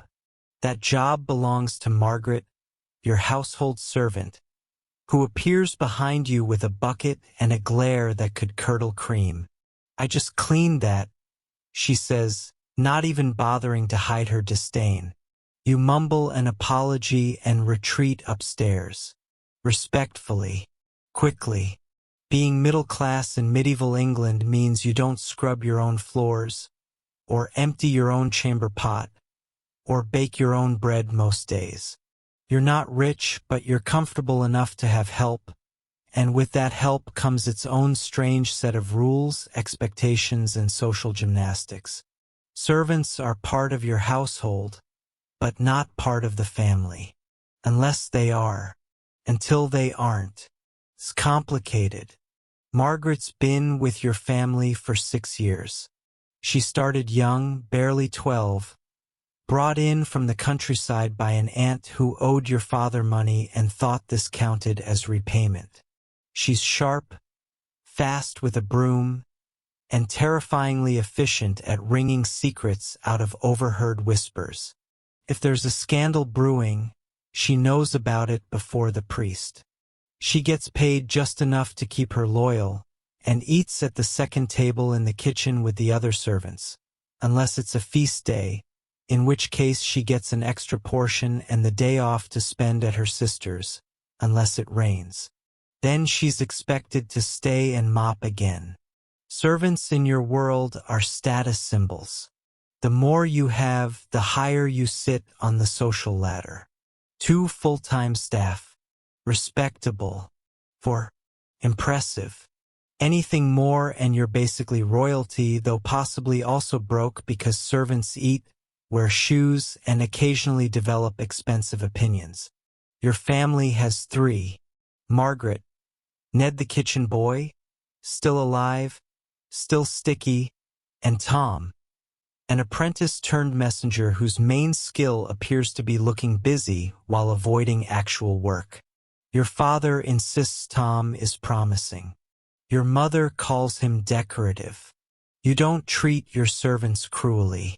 You're not a noble after all, and besides, if you're too harsh, they'll leave, and finding new help is a nightmare. But the divide is clear. They sleep in the attic, share blankets, and eat stew that's more water than meat. They call you master or mistress, not by your first name, and if they ever overstep, well, your father keeps a birch rod behind the door, mostly for show. Mostly. Still, Margaret's practically family. She's helped nurse two of your siblings through winter fevers, knows how your mother takes her tea, and once stood up to a visiting alderman who got a little too familiar after a few mugs of cider. She didn't flinch. You still admire her for that. Status games don't stop at home. In town, everything is measured. What you wear, how clean your doorstep is, how many servants accompany you to market. Some families hire extra help during holy days just to look more important. Temporary staff with matching aprons and blank expressions, paraded around like livestock in a morality play. It's all absurd, but it works. People notice. Then there's the matter of how you treat them. If you're too kind, you're seen as soft, too strict, and you're labeled cruel. Your parents walk that line with practiced ease. Your mother gives Margaret old dresses and lectures. Your father pays Ned in coin and sarcasm. Balance. You remember one winter when Ned nearly froze walking back from the bakery. Your mother knit him mittens. He cried, quietly, into the stew, and no one mentioned it again. Quirky fact. There's a superstition in your town that says if a servant dreams of rats 3 nights in a row, their master is cursed with bad fortune. Margaret once faked 3 consecutive rat dreams to get your father to cancel a risky wool shipment. The ship ended up capsized in the channel. She hasn't let him forget it. The lines between master and servant sometimes blur, especially in small homes. You hear their stories, catch them laughing in the kitchen, even share jokes. But there's always a wall, a social curtain no one talks about but everyone knows is there. They can be close but not too close. They can care but not too loudly. It's a delicate dance, and you're always a step behind. Some scholars argue that the servant system in medieval towns was more humane than in noble estates. After all, many servants came from nearby villages, stayed with families for years, and sometimes even received inheritances. Others say it was just a softer form of exploitation with long hours, low pay, and no real escape. Again, both are probably true. Margaret will likely never own property, but she'll always have a place to sleep and stew to eat. It's something. Whether it's enough is another matter. One of your wealthier neighbors has 5 servants. One of them is a musician, not a bard, an actual in-house musician who plays the lute during dinner and sighs dramatically whenever someone drops a spoon. Your family tried that once. It lasted 2 days. Margaret threatened to throw him out a window. He left before breakfast. Tonight you sit by the fire and watch as Margaret finishes folding the linens. She's humming again. Not a hymn. Something older, softer, from a place she doesn't talk about much. She catches you listening, smiles faintly and goes back to work. You nod, say thank you, and she shrugs like it means nothing. But it does. Later you find Ned asleep in the pantry, curled up like a cat with a stale biscuit in his hand. You cover him with a spare blanket. He never wakes. You wonder, not for the first time, what their lives are like beyond the walls of your home. What dreams they have, what futures they hope for, and whether any of it ever really changes. Maybe one day Margaret will open her own shop. Maybe Ned will become a cook. Maybe Tom will learn to count past 20 without using his fingers. Or maybe not. Maybe they'll always be where they are, orbiting your world, holding it together with broomsticks and patience. You climb the stairs to your own bed, warm, dry, and freshly made by someone else's hands. You lie awake for a while, staring at the wooden beams, listening to the soft sounds of the house settling for the night. And you wonder, if all your servants left tomorrow, how long would it take before the place fell apart? Answer: half a day, maybe less. You're not a noble. You do not own a manor. You do not ride around on a warhorse barking orders at peasants. But don't let that fool you. You've got influence. Maybe not the sword-swinging, banner-waving, hereditary title kind, but the my opinion matters at town council meetings kind, which in a medieval English town might be even more powerful depending on how you use it. You're middle class, yes, but middle class with connections. And connections are currency. Tonight is the monthly council gathering, and you've been allowed to attend. Not as a member, not yet, but as your father's assistant, which means you carry the ledgers, try not to yawn, and write down every single complaint about fish weights, fence lines, and unlicensed ale vendors. The meeting is held in the upper chamber of the guild hall, a timber-beamed room with smoke-stained walls and long benches, where the town's decision-makers sit like robed owls, puffed up and ready to hoot. At the head sits the mayor, a man whose robes are at least 2 seasons out of fashion, but whose voice carries like a ship's bell.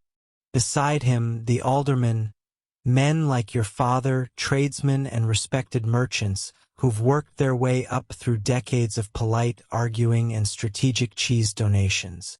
There's Master Godfrey, the glove-maker who insists on quoting scripture before every vote.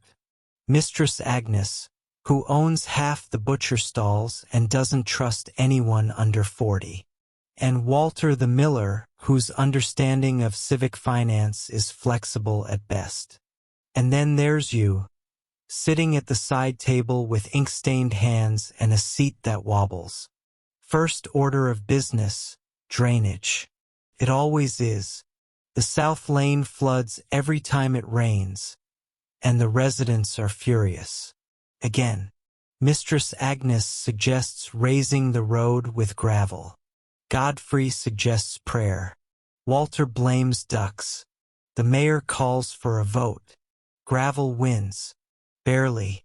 Next, the price of fish. The fishermen claim costs are rising. The fishmongers claim the fishermen are lying. One councilman brings out a dried herring as evidence. It breaks in half. No one knows what that proves. The debate ends with a compromise. Fish prices will rise, but only on Fridays. Someone tries to point out that Friday is the main fish-eating day. They are ignored. Your father speaks up about shopfront signage. Apparently, the apothecary down the road hung a sign so large it blocked the sunlight from 2 homes and frightened a horse. The sign is of a unicorn for reasons unclear. The council agrees to limit shop signs to no more than 1 arm's reach from the wall, though no one can agree on whose arm should be the standard. This is civic life for the medieval merchant class. Weirdly specific, endlessly bureaucratic, and surprisingly powerful. Your father doesn't have a title, but when he raises an eyebrow at a proposal, people listen. And when he sighs and says, "This isn't Bruges, gentlemen," it ends discussion entirely. He's respected, feared, and quietly envied. And you're watching him like a hawk, trying to learn the moves. Being on the town council means more than just meetings. It means you help set market rules, mediate disputes, and occasionally get invited to dine with visiting dignitaries, assuming there's wine and not just watery ale. You get to influence tolls, approve charters, and recommend which potholes get fixed first. It's petty power, sure, but it adds up. Especially when you consider the alternative, being one of the townsfolk shouting outside, hoping someone inside listens. Not everyone trusts the council, of course. Some say it's too self-serving, too cozy with the guilds, too obsessed with making rules about the curvature of sausages.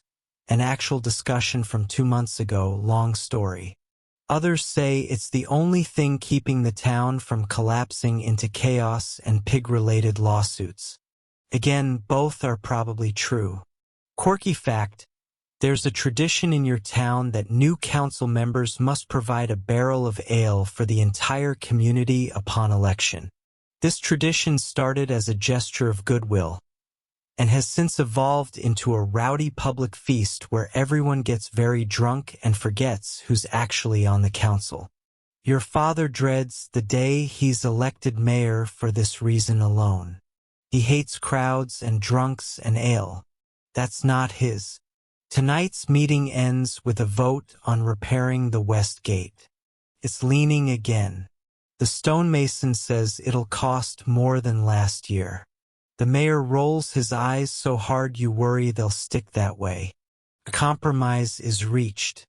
Reinforce it with timber, pray for mild weather, and revisit next quarter. You quietly write it down, wondering how long timber and prayer can hold back a winter storm. Probably not long. As everyone files out, you linger. You catch snippets of conversation. Rumors of a new toll proposed by the king's tax agent, a dispute over a communal oven, and something about a runaway goose causing damage to a haberdasher's stall. Civic life in all its glory. On the walk home, your father is silent at first, then grumbles about Walter's obsession with blaming ducks for everything. You ask if you'll ever be on the council. He gives you a look and says you take too many notes not to be. That's probably a compliment. Some historians argue that the rise of civic councils was the beginning of a true middle class. People who weren't noble but who wielded real, structured power. Others claim it was just another version of feudal control, with guilds and councils acting as gatekeepers.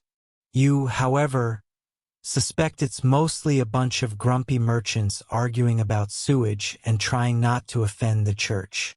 When you get home, your wife is waiting up. She asks if it was productive. You tell her about the herring. She laughs, then frowns, then reminds you that you're supposed to attend the baker's licensing appeal tomorrow. More meetings, more ink, more civic responsibility. Still, there's something satisfying about knowing your voice eventually might matter, that your suggestions might shape the street layout or improve the market stalls or finally, get that horrible-smelling fishmonger moved away from the candle shop. You go to bed with sore fingers and a head full of bylaws. It's not glamorous, but it's real. You're part of something. You're shaping the world, one fish debate at a time. It starts with a cough. Not yours, but your neighbor's. Then another, louder, ragged. You hear it through the thin walls as you open shop for the day. You ignore it at first. People cough, especially in spring when the rain never stops and the air smells like damp wool. But by the end of the week, the coughing has spread, the baker's wife hasn't opened her shutters, and the apothecary has been seen running through town with 3 different sacks of herbs and a face that says doom is trending. Then come the deaths. 1, then 4, then 12. Your mother lights a candle every morning and crosses herself until her fingers are sore. The church bell rings so often it feels like a warning more than a comfort. People whisper about it in the market, in church, behind closed shutters. The pestilence, the blackness, God's judgment. And suddenly, your tidy, wool-scented, middle-class life becomes a waiting room for death. The plague is back. The last time you were a child, barely old enough to remember much beyond the fear, the funerals, and the smell of lime-washed walls.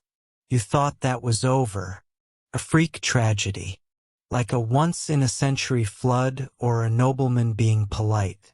But now it's here again, and this time you understand. It spreads fast, too fast. People vanish from the streets. Doors are nailed shut and cartwheels creak at dawn as the dead are hauled out under cover of prayer. No one touches, no one talks, and even the town crier starts whispering. Your father insists the shop stays open. We are not beggars, he says, and we are not cursed. But he wears gloves now, and he doesn't take coins directly. Makes customers drop them into a wooden bowl soaked in vinegar. Your mother won't let anyone inside without sniffing a sachet of dried lavender and sage. Your sister scrubs the doorknob every hour, muttering rhymes she learned from a healer who left town 2 days ago and hasn't been seen since. Some people flee, the rich mostly. Nobles retreat to their country estates. Priests vanish on pilgrimage, and even a few merchants load up carts and disappear down the road like ghosts with pockets. Your family stays, there's nowhere else to go, and besides, you've built a life here, brick by brick, bolt by bolt. Leaving would mean starting over, or worse, being outsiders. Every night you count symptoms like tally marks. Do you feel warm? Is that a cough or just the smoke from the hearth? You wake up sweating, dreaming of blackened fingers and swollen glands. Your wife checks your forehead, you check hers. Neither of you speaks, there's nothing to say. The town goes quiet, shops close, bells toll. The streets smell of smoke, rot, and too many herbs burning in too small spaces. People hang herbs over their doors, burn rosemary, paint crosses on their windows. One man walks through the square covered in sackcloth, wailing about divine punishment. The constable lets him. No one has the energy to stop him. You try to keep busy, writing ledgers, sorting inventory, pretending to clean. Anything to avoid the stillness, the silence, the terrifying certainty that you're not in control of anything anymore. And then Margaret, your servant, coughs. It's dry at first, then wet, then constant. You move her to a back room, away from the family, and your mother prays over her while your wife boils linens and rubs onion poultices on the walls. You leave food at the door, you hear her moan once, then nothing. She dies the next night. You bury her before dawn. No ceremony, just a prayer mumbled through tears and a hastily dug grave in the yard. Your mother weeps. Your wife stays silent. You just stare at the dirt, hands shaking, unable to feel anything except a dull, echoing numbness. Quirky fact, if you can call it that. In some places people carry pomanders, little balls filled with perfume and herbs, meant to ward off the disease. You make one with dried rose petals, cloves, and a sliver of camphor, hanging it from your belt like a talisman. You know it's useless. You wear it anyway. Then Ned starts coughing. You've known him since he was a boy, half wild and covered in jam. Now he's pale, shivering, burning with fever. You sit beside him, spooning broth into his mouth, whispering stories about saints and miracles. He dies on the 3rd day. You stop counting the dead after that. Scholars still debate what people believed caused the plague. Bad air, corrupted humors, divine punishment, even planetary alignment. The actual answer, of course, is fleas and bacteria, but you don't know that. All you know is that washing with vinegar helps a little, incense makes it feel better, and every knock on the door could be your last. And yet you endure. Weeks pass. The toll lessens. Fewer bells.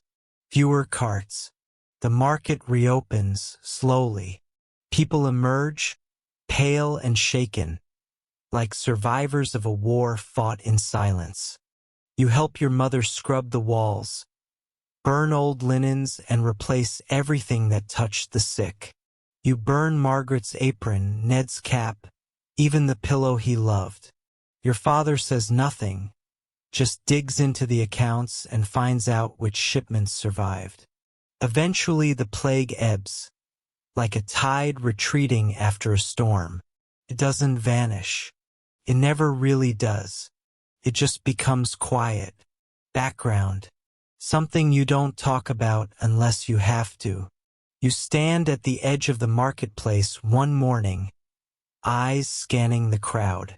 The candle maker is back. The miller's cart is wobbling down the road again. Someone's selling ginger cakes. It's not normal, but it's something. You've lost people. You've lost time. You've lost the comfortable illusion that your status could protect you. But you're still here, breathing, standing, selling cloth to a woman who won't meet your eyes and who disinfects the coin she gives you with a sprig of rosemary. You take it anyway. What else can you do? There's talk of rebuilding, of honoring the dead, of improving sanitation and opening a new plague house outside town. There's always talk after. Sometimes it even leads to change. Mostly it just fades. That night you light a candle for Margaret, for Ned, for everyone who vanished too quickly to be properly remembered. The flame flickers, small and unsteady, and you protect it with your hand. Tomorrow there will be more work, more customers, more life. But tonight, just for a while, you let yourself mourn. You're 14 years old and feeling very proud of yourself. That's because today you're not sweeping the floor of your father's shop or organizing buttons by size for the third time this week. Number. Today you're leaving not forever, just for the next 7 years, maybe longer. You've been officially apprenticed, signed, sealed, and handed over like a particularly undercooked loaf of bread. Welcome to your teenage purgatory.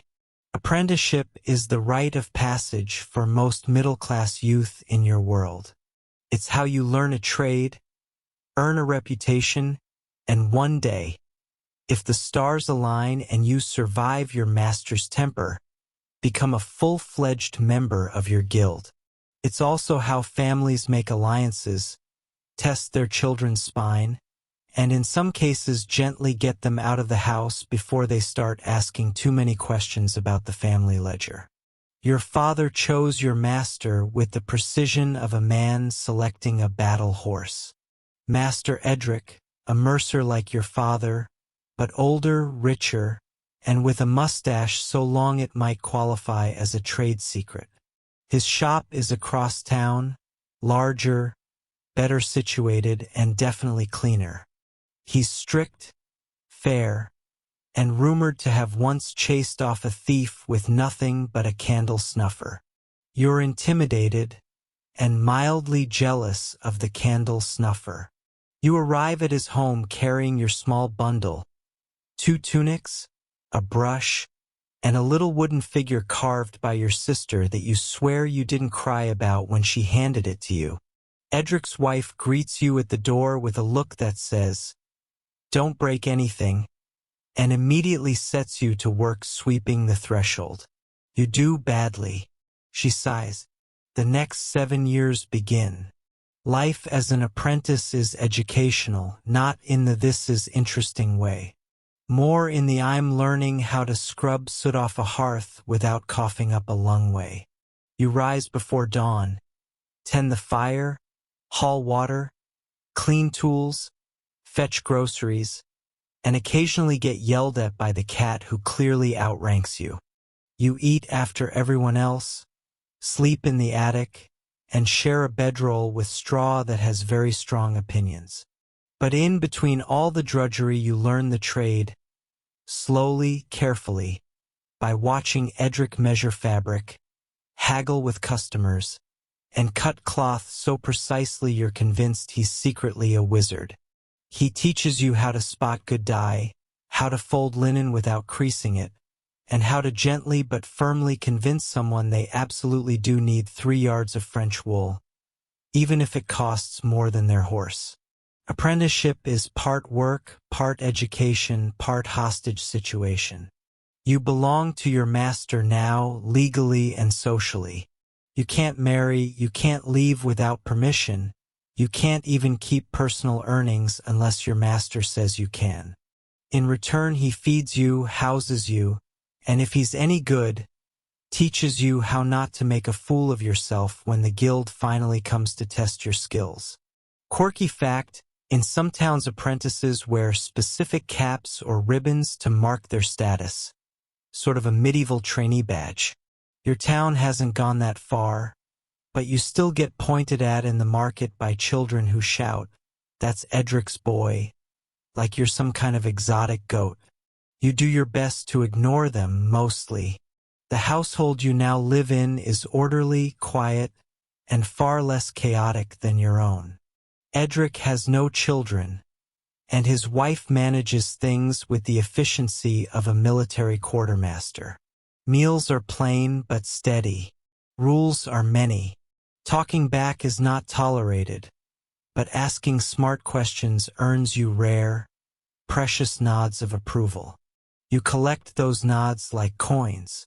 1 year in, you've graduated from sweeping to helping at the counter. You watch as customers run their fingers across silks, try to haggle like dukes, and always claim they were quoted a lower price last week. You learn to keep your face calm, your tone even, and your fingers ready to slap the abacus. You start to understand why your father always rubbed his temples after market day. You also learn the social rules of apprentices. There's a hierarchy, unspoken but ironclad. New apprentices scrub, senior ones supervise. You're somewhere in the middle, which means you're bossed around and blamed when things go wrong. There's also rivalry, especially with the baker's apprentice, who thinks he's better than you just because he smells like bread and has both eyebrows. You'll get even someday. Scholars debate how binding apprenticeship contracts really were. Technically, they're sacred, a promise before God and guild. But you hear stories. One boy ran off to join a traveling puppet troupe. Another eloped with the miller's daughter and vanished into the hills. A third simply disappeared after being caught misusing the shears, which you've decided not to ask about. You, however, stay, partly out of duty, partly because you want to prove you can finish what your father started. By year 3, you're doing real work, measuring cloth, handling deliveries, even balancing the ledger under supervision, of course. You're still not allowed to order goods or negotiate major sales, but you're trusted enough to be left alone in the shop for short bursts. Feels like power. Fragile, terrifying power. The kind that disappears if you spill ink on the last bolt of velvet. Again, one of your proudest moments comes when a customer asks you a question, not Edric, and listens to your answer. It's a small thing, but it lingers. That, and the time you caught a boy trying to nick a purse of buttons and shouted so loudly half the market turned to look. Edric gave you a nod. His wife gave you pie. That was a good day. Quirky fact. Apprentices sometimes form informal alliances across trades. You trade scraps of cloth for leftover pastries, or offer to write a letter in exchange for a good knife sharpening.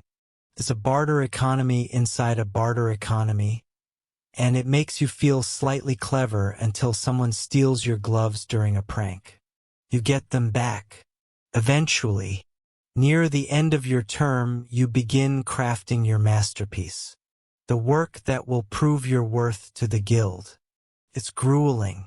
You stay up late stitching, folding, perfecting. You mutter curses and prayers in equal measure. And when you finally present it, a miniature merchant's cloak dyed evenly, embroidered subtly, lined with linen so fine it makes Edric squint, you feel something unexpected. Pride. You're not a boy anymore. You're not an assistant or a burden or someone else's project. You're a tradesman in the making. And while the says could be straighter, you catch him smiling when he thinks you're not looking. Apprenticeship doesn't just teach you a trade. It shapes you, hardens you, carves you into someone who can be trusted with coin, tools, and other people's expectations. It's long, slow, often unfair. But when you walk out of Edric's house 7 years later with calloused hands and a head full of numbers, you know something for sure. You earned this. You've never liked the smell of parchment. It's musty, dry, like old straw left too long in the rain and then baked near a fire. But as you sit on a rough bench inside the grammar school room, surrounded by ink pots, chalk dust, and the unmistakable scent of adolescent fear, you decide you'd rather smell parchment for hours than sheep dung for a lifetime. Because this cramped, echoing room with its Latin chants and stern masters is your doorway out of oblivion, or at least into something slightly above it. You're lucky to be here. Very lucky. School in medieval England isn't for everyone, and certainly not for most. It's not required. It's not free. It's not even terribly popular, unless your parents have ambitions for you that go beyond wool, wax, or poultry. But your father, bless his calloused fingers and burning pride, has scraped together enough coin and reputation to send you to the local grammar school for a few hours a week. Not full-time, you're no noble, but enough to make you literate in Latin, halfway decent with a quill, and marginally dangerous in a debate about verb tenses. Your school is attached to the local church, naturally.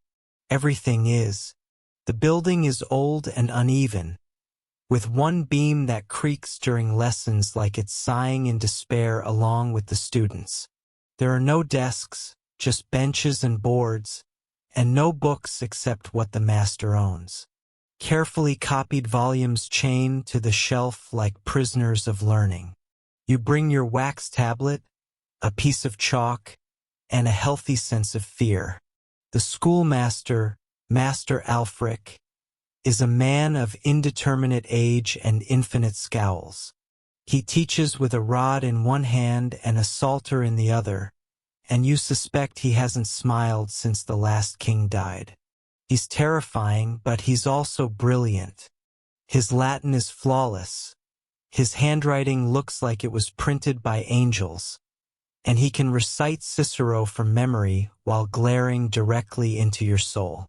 Your day begins with prayer, of course, then grammar drills. Endless, mind-numbing, bone-deep drills. Declensions, conjugations, recitations. Amo, amas, amat, amamus, amatis, amant. You chant them in unison, like monks who've lost their joy but not their rhythm. Then comes reading from the Psalms, from the Aeneid, sometimes from long-winded sermons about the dangers of women and dice. You don't ask questions unless you want to write lines about the virtue of silence. Writing comes later when your Latin is considered passable. You practice on wax tablets first, scraping your letters slowly, then copying them onto real parchment under the master's scowling supervision. Ink stains your fingers, your tunic, your face. The quills are unreliable, the ink is thick. But when you finally write a complete sentence in clean, balanced script, it feels like conjuring, like building a wall one perfect stone at a time. Most students are boys like you, sons of merchants, priests, guildsmen. A few are clearly here for the church track, hoping to join a monastery or move on to university. They're quieter, more solemn, and always seem to know extra prayers. You're not headed for Oxford, probably not even for higher learning beyond this. But the knowledge that's yours to keep, and no one can tax it. Yet, the days are long. Lessons run from early morning to late afternoon, with breaks only for meals and prayers. You eat outside, cold bread and harder cheese, shared on a stone bench while you complain about the master's breath and argue about whether Verbones is nominative or accusative. Spoiler, it's nominative. You were wrong. You spent an hour writing. Grammar is the root of virtue 100 times.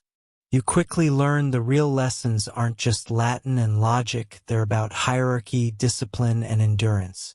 You learn how to sit still when your legs ache, how to keep your face blank when Master Alfric announces a pop recitation, how to quietly pass notes without getting caught, usually with jokes about Aristotle, and once a drawing of the schoolmaster as a very unhappy turnip. That got you a week of chores. Worth it. Quirky fact. Some students sneak in charms, little talismans said to bring luck in exams or protection from the rod.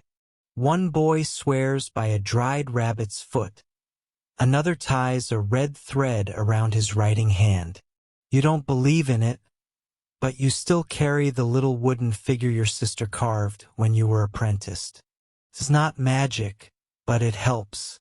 Over time, you start to understand the structure of things.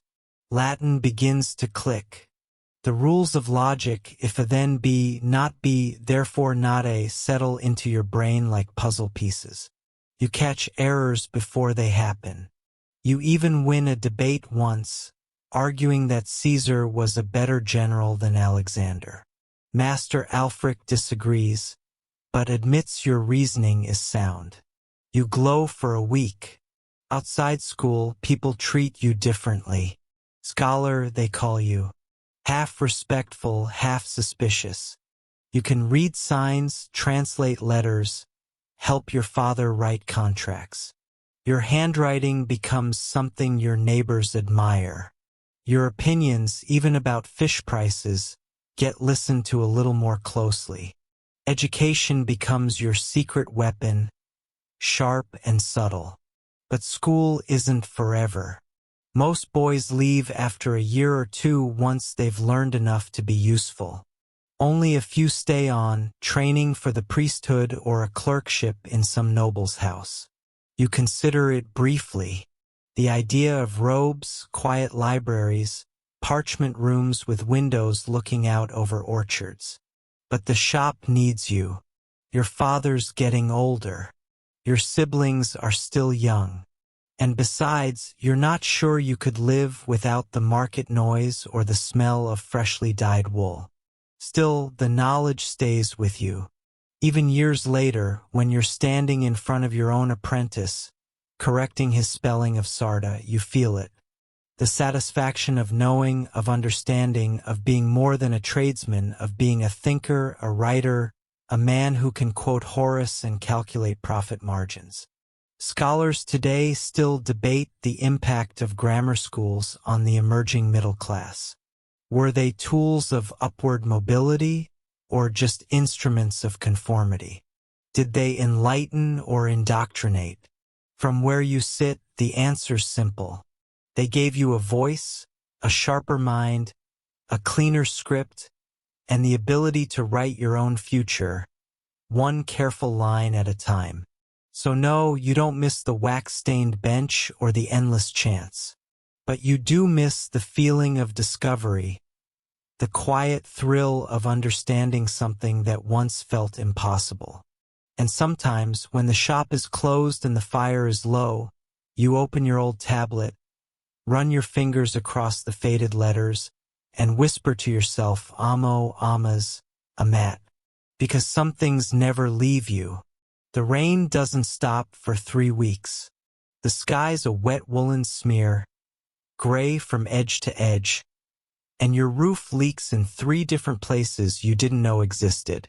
The cellar floods, the bread goes moldy, your sister steps in something you really hope is just mud. And still the rain keeps falling, drumming against windows, pooling in gutters, turning streets into rivers and rivers into hazards. This is the kind of weather that makes saints weep and merchants nervous, because this year the harvests are already late. The rumors started weeks ago. Too much wind, not enough sun, blight in the barley. In good years you eat well, in great years you save, in bad years you tighten your belt and pray. But when 2 bad years come back to back, that's when people start trading boots for bread and muttering about curses again. And you, respectable middle-class merchant though you are not immune. This year was supposed to be a feast year. Business had been good. Cloth moved fast, spices fetched high prices, and your shop, proudly stocked with imported ribbons and local wools, had turned a tidy profit. You had plans. A second storeroom, maybe another apprentice. Definitely a new chair, to replace the one with the squeaky leg and the nail that keeps catching your tunic. But then the weather turned. The caravan stopped coming, and the price of grain shot up so fast it made your head spin. You try not to panic. You've weathered hard seasons before, but it's different this time. The baker's already warning that flour rations may be halved. The fishmonger's prices have doubled overnight, and yesterday you saw a nobleman's steward buying cabbages from a stall that usually sells to dockworkers. When the upper crust starts slumming it, you know it's bad. Your father calls a family meeting, not at the table, at the ledger. He opens the thick book with the reverence of a priest handling scripture. Pages of numbers, dates, names, all lined up in the neat, careful hand your mother taught him years ago. He runs a finger down the most recent entries, frowns and taps the margin. We'll need to pull from the salted fund, he says. You flinch. The salted fund is for emergencies. Pestilence, plague, fire, not just rain and nervous customers. But he's right. The profit margins are thinning, and people are buying less cloth and more cheese. So you pivot. You start selling smaller cuts of fabric. Remnants. Scrap bundles that look generous but are really your offcuts from last month's overstock. You package them with a cheerful ribbon and call them seamstress specials. They fly off the shelves. Your mother is both impressed and mildly horrified. You also quietly rent out your storage cellar to the spice merchant, who needs somewhere dry for his cinnamon and doesn't ask too many questions about rats. It's not noble work, but it pays. Your wife, ever resourceful, starts trading with the neighbors. A yard of linen for 2 rounds of cheese. A jar of preserved cherries for a basket of eggs. She builds a network of housewives and shopkeepers, all equally desperate, all equally polite about it. There's pride to maintain, even when you're bargaining over pickled beets. Then come the taxes. Of course they do. The crown doesn't care if the weather's foul. The church doesn't lower the tithe just because the baker's out of flour. And the guild, as always, wants its dues on time. You pay because you must. You pay, and then you sit in the dark counting how many meals you can get from 1 salted fish and 3 turnips. It's not a comfortable number. And then the roof collapses. Not all of it, just the corner over the storeroom. But the timing is cruel. Rain soaks the fabric. Mice scatter. You salvage what you can, dry it by the hearth, and try to pretend it's weather-aged. One customer buys it. Another demands a refund. You give him a discount and offer him a handful of clothes as a peace offering. He accepts. Barely. There's a saying in town, when the nobles tighten belts, the merchants go barefoot.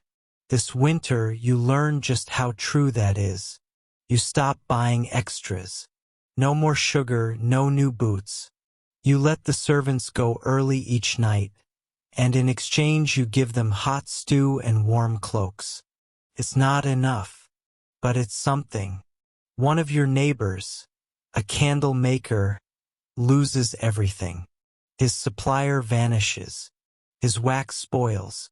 He sells his tools and moves in with his cousin, a stonemason in another town. You help him pack. You keep his shop sign. You don't know why. Quirky fact. Some people believe lean years are the result of hidden sin. Someone in town not confessing properly, or secretly breaking fast days. A local widow is blamed. Her cat is blamed. Someone hangs a dead chicken over her door to ward off the curse. She curses them back, fluently and with impressive vocabulary. The rain does not stop. But here's the thing about famine years. They teach you to adapt. You learn to stretch everything. Fabric, food, friendships. You learn which debts can be pushed back, which alliances are worth preserving. You learn that dignity is quieter than pride, and far more useful. One night you sit by the hearth, your wife beside you, the fire low but steady. You split the last apple. You joke about running off to become minstrels. She laughs, then coughs, then laughs again. You wrap the apple core for tomorrow's stew and say nothing. Scholars still argue whether these years broke the middle class or made them stronger. Some say the instability forced many back into poverty. Others claim the ones who endured rose higher afterward, learning to play the long game. Maybe both are true. Spring comes slowly, like someone testing the water before jumping in. The rain stops. The rivers drop. Shoots appear in the fields. The markets begin to stir, not bustling, but breathing. You open your shutters one morning and feel something you haven't felt in months. Hope, small but real. The first cart of barley arrives. The baker reopens with fresh loaves. The fishmonger smiles, which is frankly unsettling. You sell your first full bolt of fabric in weeks. It's coarse and slightly damp, but the customer doesn't care. She's preparing for her daughter's wedding. You close the shop that night with sore feet and a full purse. Not overflowing, but enough. Enough to make stew. Enough to patch the roof. Enough to believe that maybe, just maybe, this year will be better. You go to bed with the window cracked open and listen. No rain, just quiet. You've never been farther than the edge of town. Not really. Sure, you've walked the length of the market road, maybe crossed the bridge past the mill on a daring spring afternoon, but real travel, that belongs to knights, pilgrims, and traders with coin to spare and calluses on their souls. You're a merchant's child, rooted, comfortable, provincial. But then your uncle falls ill 3 towns away, and your father, citing a mix of family duty and you need to learn how the world works, sends you and your brother to deliver a parcel and bring back news. And just like that, the road out of town smells like mud, manure, and wildflowers. It's early, the sun barely up, and the cart you're riding in bumps along like it's got something personal against your spine. You're sharing it with a sack of grain, 3 clay jars of vinegar, and your brother who won't stop humming. You pass the fields, you know. Brother Will's barley. The stony patch no one's managed to farm in 10 years. The crumbling shrine to Saint Somebody. But soon even those familiar markers vanish. You're beyond the known. The first inn you stop at is called the Crooked Horn. It lives up to the name. The sign hangs at an angle. The floor is uneven. And the innkeeper's smile is the kind that makes you check your purse 3 times. But the stew is hot, the cider strong, and there's a dog by the fire that growls at anyone who talks too loudly. You like the dog. You do not like the bed, which is lumpy, shared with your brother, and smells faintly of cabbage. You sleep anyway. Travel is slow. Every turn of the wheel brings a new scent, new sights. A roadside shrine decked in ribbons and half-rotted apples. A trio of barefoot monks singing off-key. A field filled with standing stones that someone has carved with cryptic messages in Latin and possibly goat.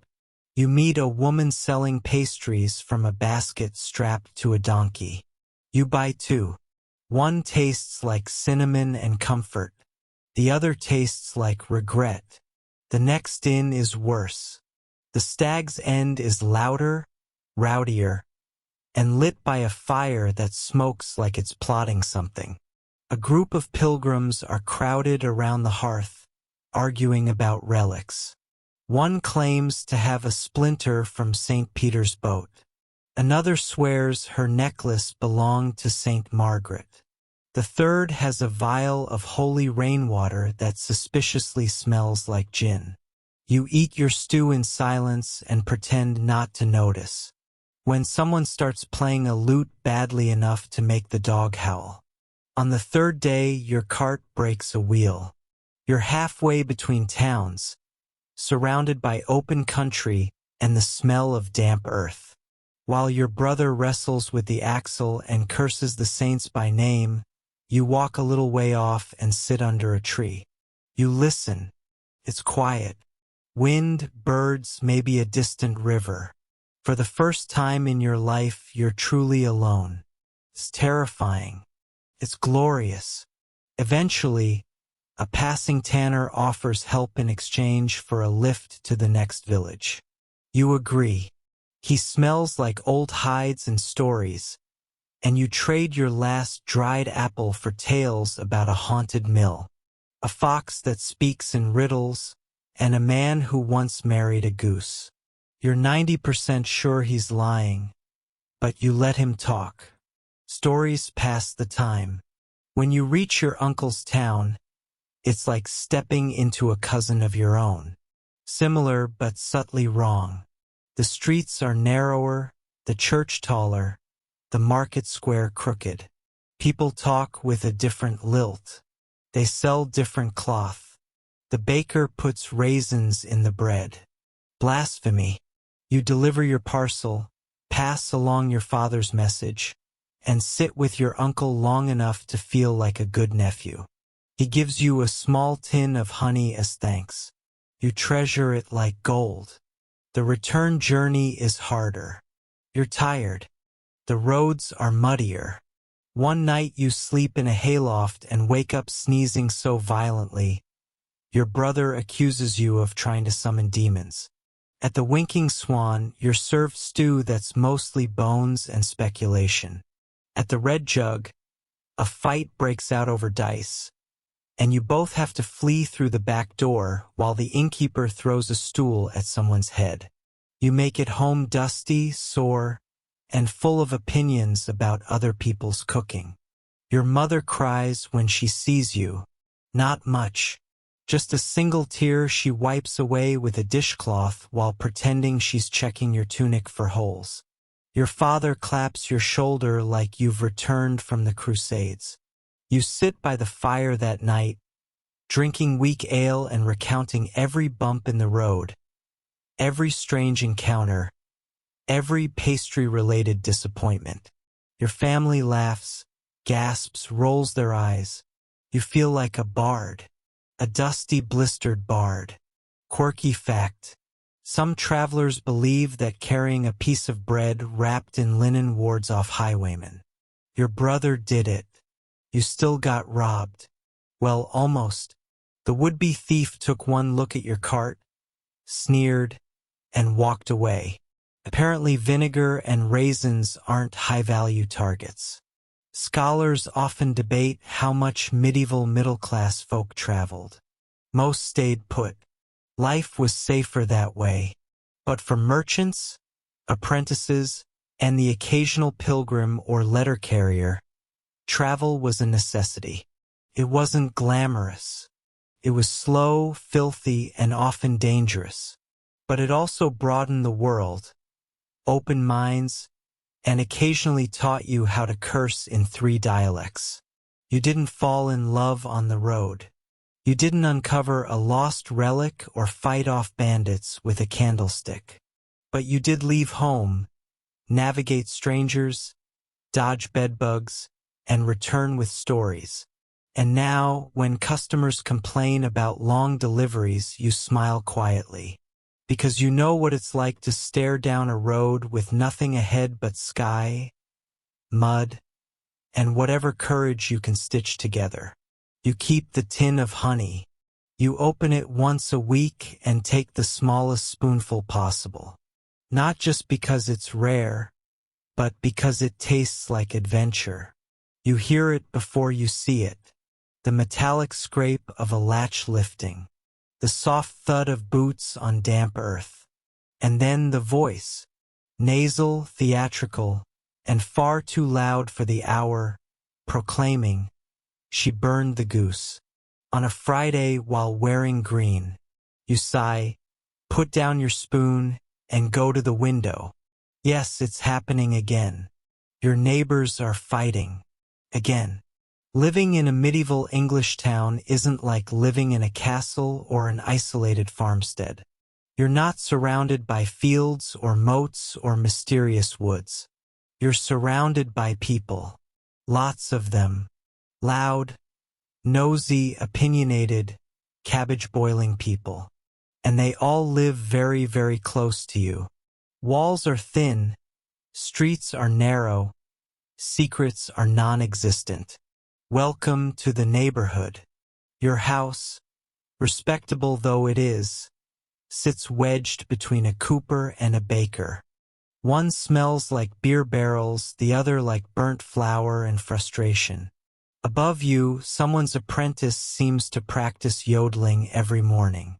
Behind you, there's a chicken coop that has slowly, over the course of years, become a kind of illegal rooster sanctuary. You've complained, no one's listened. And yet you love it. Mostly because your neighbors are the rhythm of your life. You know their footsteps, their curses, their good moods and bad ones. You know who hangs out laundry too early, who eats onions with every meal, and who's been secretly meeting the fishmonger's son behind the chapel.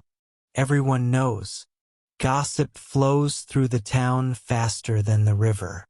It's your social network, your safety net, and your daily entertainment, equal parts survival and sport. Your closest neighbor is Mistress Blythe, the baker's wife. She has a voice like a church bell and a temper like boiling milk. She runs her kitchen with military precision and believes strongly in the power of public shame. Her current campaign? Forcing the cooper to fix his sagging fence. She's taken to hanging laundry on it until he gets the message. You respect her strategy. Next to her lives Thomas the candlemaker, a quiet man with nervous eyes and a wax-stained apron, who once accidentally started a fire and now lives in permanent fear of sparrows. His candles are excellent. His social skills are not. But you like him. He gives you discounts and occasionally shares almond pastries that his sister smuggles in from Coventry. Across the way is a widow named Ellen, who claims to be 45 but has memories that go back to before the current king was born. She knows everyone's business, everyone's debts, and everyone's embarrassing childhood nicknames. You once asked how she knows so much. She just tapped her broom and said, "No one notices a woman sweeping." You've never underestimated her since. But neighborhood life isn't all intrigue and baked goods. There are rules unwritten, fiercely enforced. You sweep your step every morning. You don't toss waste into the street after the bell tolls. You keep your shutters clean and your dog quiet. You don't sing too loudly after curfew. And you definitely don't wear red and green together unless you're asking for attention. One time your brother did just that and was serenaded with a folk ballad about his fashion sense for an entire week. He learned, slowly. Every day is a delicate dance of cooperation and complaint. You lend tools. You trade favors. You share a jug of cider on warm evenings and argue over who trampled the herb garden during the midsummer procession. It was your uncle. He denies it. When someone falls ill, food appears at their door. When someone gives birth, gifts show up in baskets. Blankets, bread, a carved spoon. And when someone dies, the entire street goes quiet. Not because they were loved necessarily, but because death is everyone's business. Quirky fact: there's a neighborhood tradition. If someone's goat escapes 3 times in a season, they owe their closest neighbors a meat pie. No one knows where this rule came from, but it's been enforced so religiously that one woman once painted spots on her goat and claimed it belonged to someone else. It didn't work. The closeness comes friction, noise, smells, opinions. The cooper's son plays the flute like it's a form of protest. The fish vendor dumps his leftover brine too close to the well, and every Thursday a man from 2 streets over walks through your alley, humming a song so filthy it once made your mother gasp and drop her sewing. You've started humming it too, quietly. Still, in a world where danger is real. Fires, thieves, sickness. It's your neighbors who have your back. When your chimney caught fire last year, the entire street formed a bucket line before the bell even rang. When your wife sprained her ankle, it was Mistress Blythe who brought herbs and a poultice. When your servant ran off with half your silver, it was Ellen who found him 2 towns over. She never said how. You didn't ask. Even the town watch depends on neighbor reports. No one has time to every alley, so the people do it themselves. If someone's acting strange, everyone knows. If a stranger loiters too long, eyebrows are raised. If a cart rolls in after dark without a license, there's whispering before the wheels stop turning. In some ways, it's oppressive. In others, protective. Some scholars call medieval neighborhoods organic security systems, where the lack of privacy was offset by the certainty of witness. Others argue they were pressure cookers of resentment, breeding jealousy, rivalry, and the occasional goat theft. Probably both. Certainly both. Tonight, as the sun sets and the street glows with lantern light and the smell of stew, you step outside with a broom in hand and nod to your neighbors. Thomas waves with a waxy hand. Mistress Blythe grunts approval at your clean doorstep. Ellen just squints at your shoes and says, "You've grown." You sweep the cobblestones, listen to the night noises, the crackle of hearths, the low hum of gossip, and feel, for the 100th time, that this little knot of buildings and people and peculiar habits is not just where you live, it's who you are. And when someone 2 houses down starts singing that filthy song again, you smile just a little. Home. The boy's been caught stealing again. He's maybe 9, maybe 11. Age is fluid in this town unless you're on a tax roll. and he's standing in the square with a crust of bread in one hand and his other clenched into a fist like it might help him punch his way out of this. The baker is yelling. The baker always yells. The constable is approaching, slowly, with the bored gait of someone who knows exactly how this will end and doesn't feel like rushing to it. The crowd is gathering. Of course it is. No one here minds a bit of public spectacle, especially when there's the chance of someone falling in a puddle or losing their dignity to a slap with a fish. You've seen it before. Petty theft. Public punishment.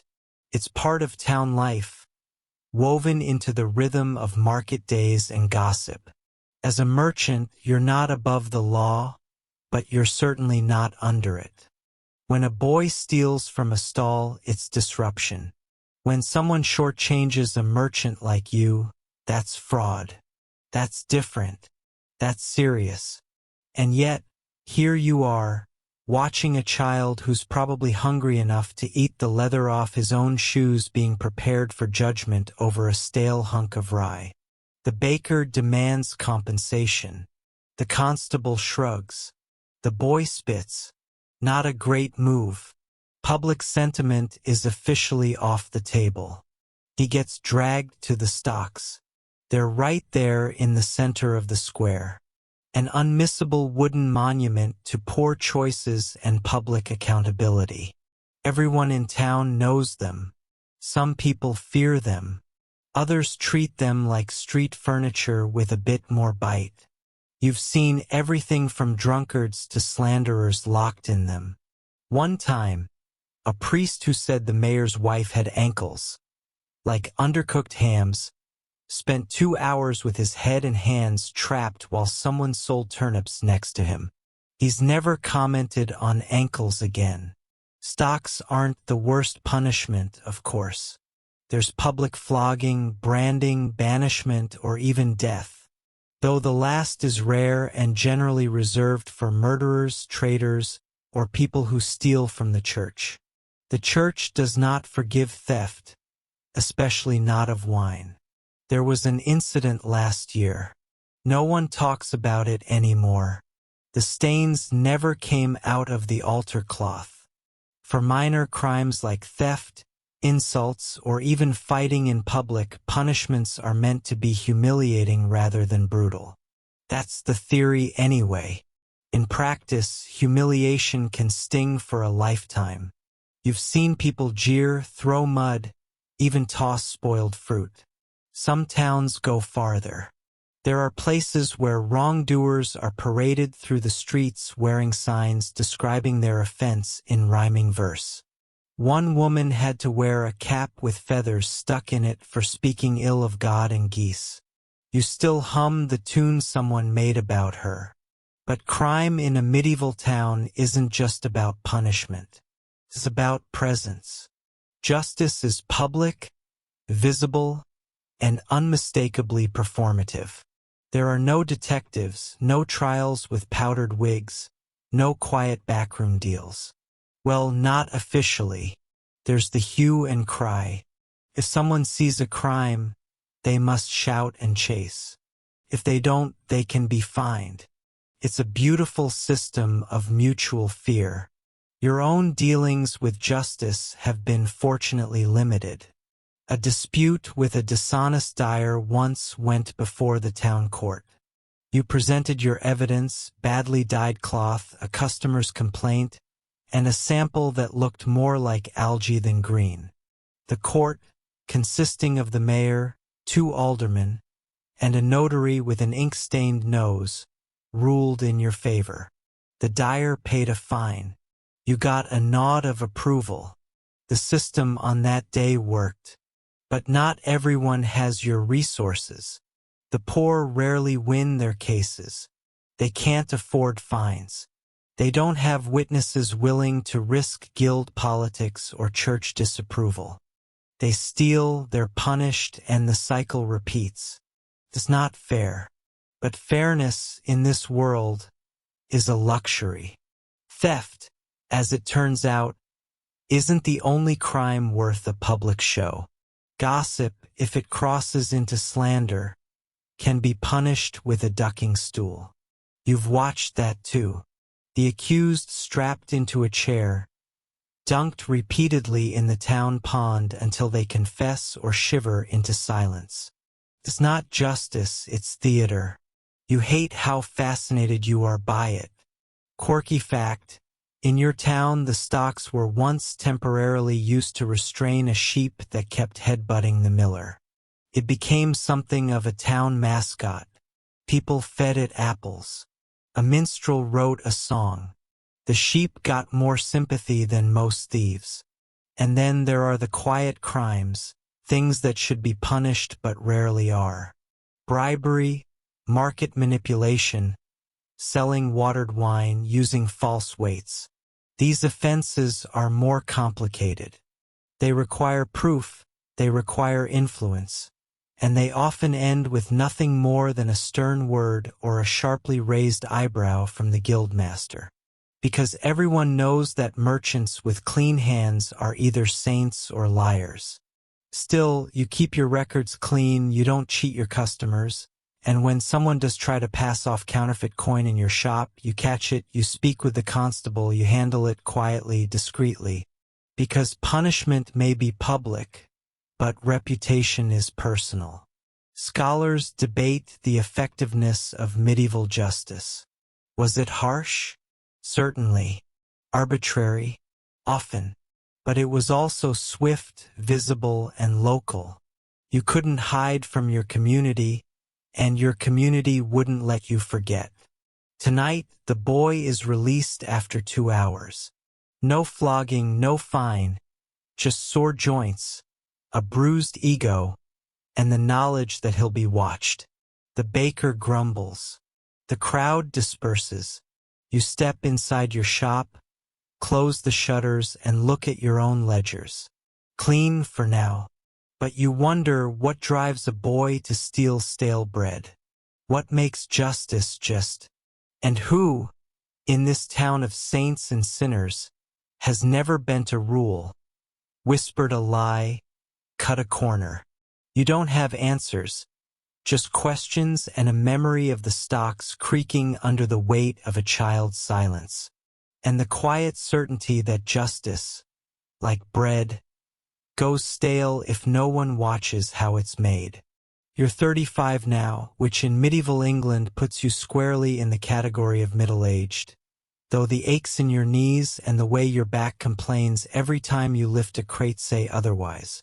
35 is when you stop getting described as young and start getting described as seasoned, experienced, or, if your rivals are being polite but cutting, set in your ways. You are, by all reasonable accounts, successful. You own a shop, you have apprentices, you have a decent pair of boots, and a wool cloak that doesn't smell like wet dog. And yet, there's something gnawing at you lately. A quiet, unshaped feeling that settles into your bones when the market closes and the hearth glows too dim. You start asking questions you don't usually allow room for. Is this it? Have I peaked?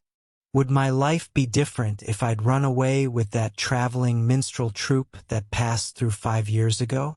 You didn't even like the music. But still, what if?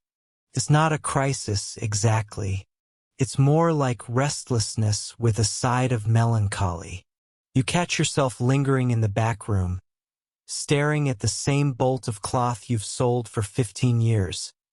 Wondering if it's really the shade of blue that makes people happy or if everyone's just pretending. You start buying more expensive ink for your ledgers, hoping the deeper color will make the numbers feel more meaningful. It doesn't. Your wife notices before you say a word. Of course she does. She's smarter than you, quicker, and has a particular talent for reading your moods like a weather chart. She starts handing you chores outside the shop, long errands to the next town over, inventory trips that could be done by apprentices. You grumble, but she insists. She knows what she's doing. You need movement. One day, you walk 3 miles just to check on a shipment of beeswax that was supposed to arrive last week. It hasn't. Of course it hasn't. But you stand there at the edge of the road, boots muddy, sky the color of dull pewter, and feel a strange lightness. You're nowhere near your shop. No one's asking you questions, and you remember, suddenly, how it felt to be 17 and convinced the world had corners you hadn't turned yet. You run into an old friend on the way back, Oswin, now a traveling merchant half-bald and still wearing that ridiculous feathered cap he loved in your youth. He tells stories over cider in a roadside inn, riots in Calais, storms near the Channel, a baker in Bruges who swears he once sold a loaf to the Pope. You laugh harder than you have in weeks, and for the first time in a long while you don't feel like a shopkeeper. You feel like a person again. But the feeling doesn't last. You return home, unload your satchel, and find the same ledgers, the same dust, the same creaky floorboard in the back room that has never once let you sneak past it. Life resumes. The only difference is that now, when you close the shop at sundown, you find yourself staring a little longer at the stars, wondering how far they really are. Your mother starts nudging you toward church more often. You're not getting any younger, she says, as if age is something you misplace. The priest gives you longer looks, peppered with suggestions about pilgrimages or donations. You hear the word legacy more often. You start thinking about your father, how he seemed so certain at this age, even when things were falling apart. Then again, maybe he was faking it too. Maybe you're all just pretending to know what you're doing. Quirky fact, there's a merchant in York who, upon turning 35, sold all his belongings and became a beekeeping hermit in the woods. People still talk about him like he's a legend. You don't want to be a beekeeper, but sometimes, when the shop's too quiet, the idea of disappearing has a certain charm. One night, your apprentice asks if you've ever wanted to leave. You're surprised by the question. He's young, ambitious, already halfway convinced he'll open his own shop someday and make twice what you do. You start to say no, but stop. Then slowly you say yes. He looks at you like you've admitted to eating frogs. You laugh and tell him the truth. Wanting to leave doesn't mean you should. It just means you're still thinking. He nods, then asks for a day off. Of course he does. Scholars often skip over this stage of medieval life, the midlife simmer. They focus on youth and old age, apprentices and patriarchs. But this part, the in-between, where you have stability but not certainty, is where most people live. Quiet discontent, mild dreams, occasional flashes of the old ambition that catch you off guard while stirring the stew. You write more letters now, not many, just a few, sent with passing travelers to people you haven't seen in years. You hear back from one, an old guild mate who moved to Norwich and now runs a shop half the size of yours and is completely, aggressively happy about it. He invites you to visit, you're considering it. You also start writing in your own hand, not just for business but for yourself. A line here, a list there, things I haven't done, things I thought I'd be. It's not dramatic, it's not even legible some days, but it helps. You tuck the pages into your ledger, like secrets, like a map that maybe you'll use later, and then one morning you wake up to sunlight through the shutters, the smell of fresh bread from next door, and your wife humming as she folds a tunic you'd forgotten you owned. You stretch, rise, and step outside to open the shop. The wood creaks. The bell above the door rings the same way it always has, and you realize you're fine. Not euphoric, not young, but steady. You're still here, still learning, still thinking, and sometimes that's enough. Your wife stands at the shop counter, arms crossed, brow furrowed, lips pursed with that terrifying focus she gets right before she discovers something you've overlooked. Again, you've just finished unloading 3 bolts of linen, and you're halfway through explaining why the invoice is short by 1 when she raises an eyebrow and says, "You didn't count the damage bundle, did you?" And just like that, you remember, of course, the rat-chute corner, and you're standing there with the kind of smile that says, "Please don't notice I'm making this up as I go." She notices. She always notices. You're not embarrassed. Well, you are a little embarrassed, but mostly you're used to this because while your name is the one painted neatly above the shop door, everyone in the neighborhood knows the truth. This place runs because she runs it, not in a grand, sweeping, chest-puffing way. No, it's subtler than that. Quiet, precise, efficient, ruthless when needed. You sell fabric, she sells the experience, and no one haggles with her twice. Back when you married, you thought you were getting a wife who'd manage the house and maybe help with some inventory. What you actually got was a woman who could calculate profit margins in her head while nursing a child and organizing a church feast. She doesn't do accounts on occasion. She owns the ledger. She doesn't oversee the apprentices. They are terrified of her, and rightfully so. She once reduced a boy to tears simply by refolding his display with too much grace. In a town where most women are expected to be background characters, quiet, domestic, helpful but not in charge, your wife stands out. But she does it without ever quite breaking the rules. She doesn't wear garish colors. She doesn't speak over men in public meetings. But when she steps into the market square, tradesmen part like she's royalty, and the fishmonger tries very, very hard to act like his scales are always clean. She handles the customers who frustrate you, the indecisive ones, the ones who want just a little more off the price or something softer but still durable, but also cheap but still stylish. You would argue, she smiles, and somehow they leave with a full order, a thank you on their lips, and a vague sense that they may have just been outmaneuvered. Sometimes when she's working, she sings, not loudly, not for show, just softly while folding or measuring. A song her mother taught her about a sailor and a jealous moon. You never ask what it means, you just listen. Women in trades are technically not supposed to be masters in your town. The guild rules are very clear. Only men can hold voting rights, own tools under charter, or sit on panels. But reality laughs at rules.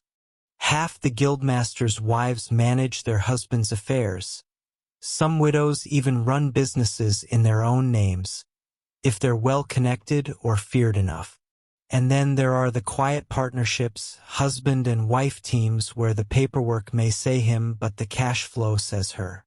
Scholars debate how involved medieval women really were in business.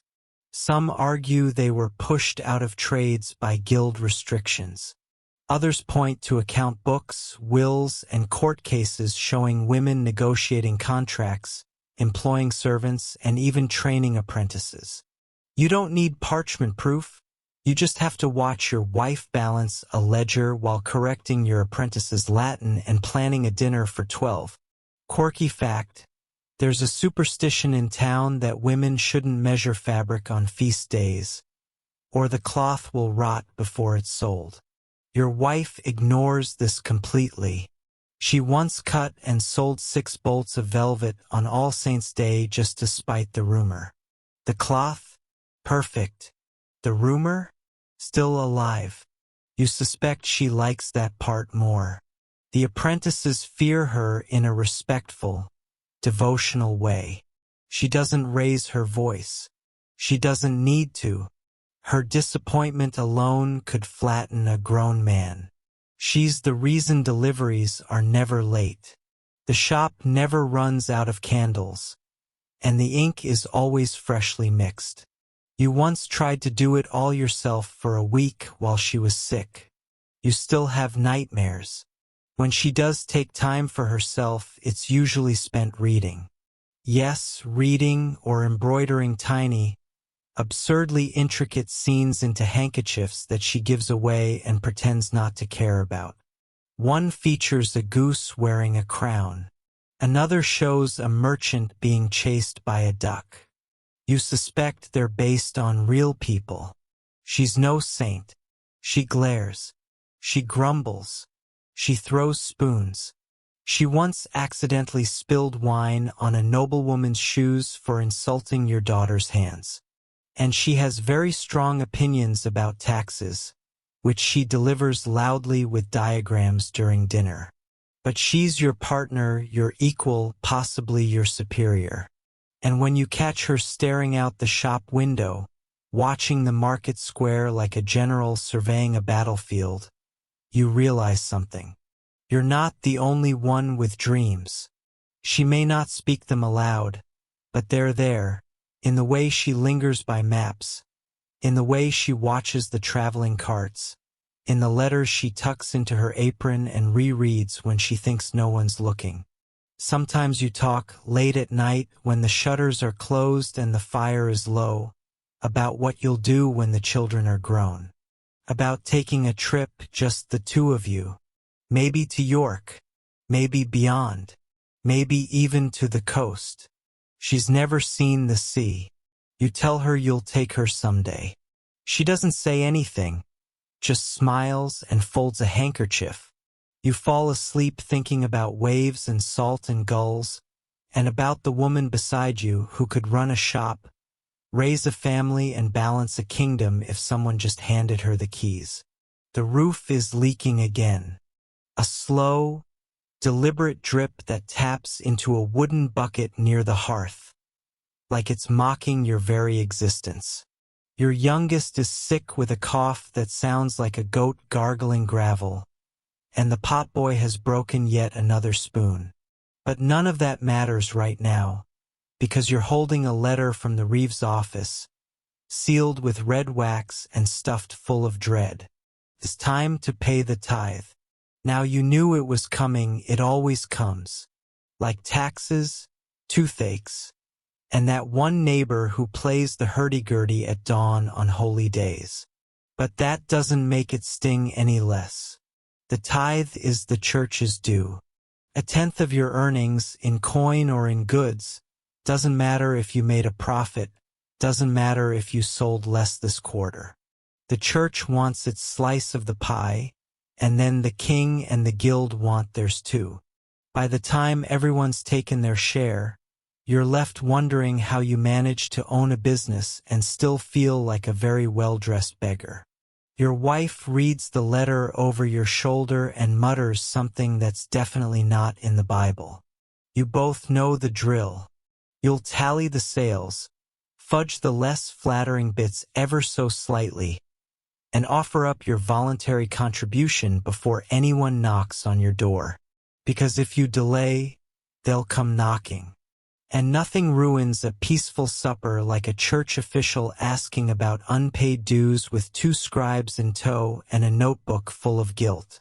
So you go to the coffer, unlock it with the iron key you hide behind the flour barrel, and begin counting. The coins clink like judgment.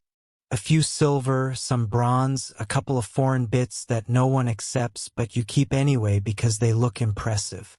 It's not a fortune, not this year, but it will do. And then there's the toll. Traveling merchants like yourself, even if you only venture 2 towns over, have to pay road tolls. You've lost track of how many. There's a toll at the bridge, a toll at the crossroads, a toll at the gate. You half expect someone to start charging you for breathing on the high road. If you ask why the toll is so high, the collector shrugs and says something about repairs, though the bridge still has the same hold from last spring. Once, you tried to keep a written record of every toll paid in a year. You stopped at 52 and poured yourself something strong. And just when you think the week couldn't get more expensive, your eldest clutches their jaw and says, "It hurts." You know what that means. You hope it means they bit into a walnut too hard. But no, it's worse is the tooth. Medieval dental care is not so much care as it is exorcism with pliers. You call for the local barber surgeon, an enthusiastic man with hands like shovels and a wildly optimistic view of pain management. He arrives carrying a bag that smells like vinegar and regret. He examines your child's mouth, nods solemnly and says, "We'll need to pull it." You ask if there's an alternative, he laughs. You pay him, more than you expected as always, and watch as your brave, foolish child sits in a chair with a rack to bite down on. There's no magic, no sleeping draft, just a firm grip and a prayer. The yank is swift. The scream is worse. The tooth comes out bloody, cracked and triumphant. The barber holds it up like a trophy. You do not applaud. Your wife hands your child a sugared plum, which in retrospect feels slightly ironic. But the tooth is gone. The pain will pass. And now you're down one more coin and up one less tooth. Quirky fact. Some people believe that if you bury a tooth at a crossroads, it will keep evil spirits from following you home. Your child insists on doing just that. You oblige. You're not superstitious. But honestly, at this point, it can't hurt. Later that week, the guild holds its quarterly inspection. Another kind of toll, though this one comes dressed in velvet and pretends to care about your standards. A visiting master walks through your shop, fingers the cloth, sniffs at the dye, nods at the accounts. He doesn't find fault. He also doesn't compliment anything. You still have to give him a bottle of your best wine as a token of good business, which is code for pay up or we'll find something to complain about next time. Your apprentice watches all of this wide-eyed, probably imagining that one day he'll be the one swanning around, sniffing at cloth.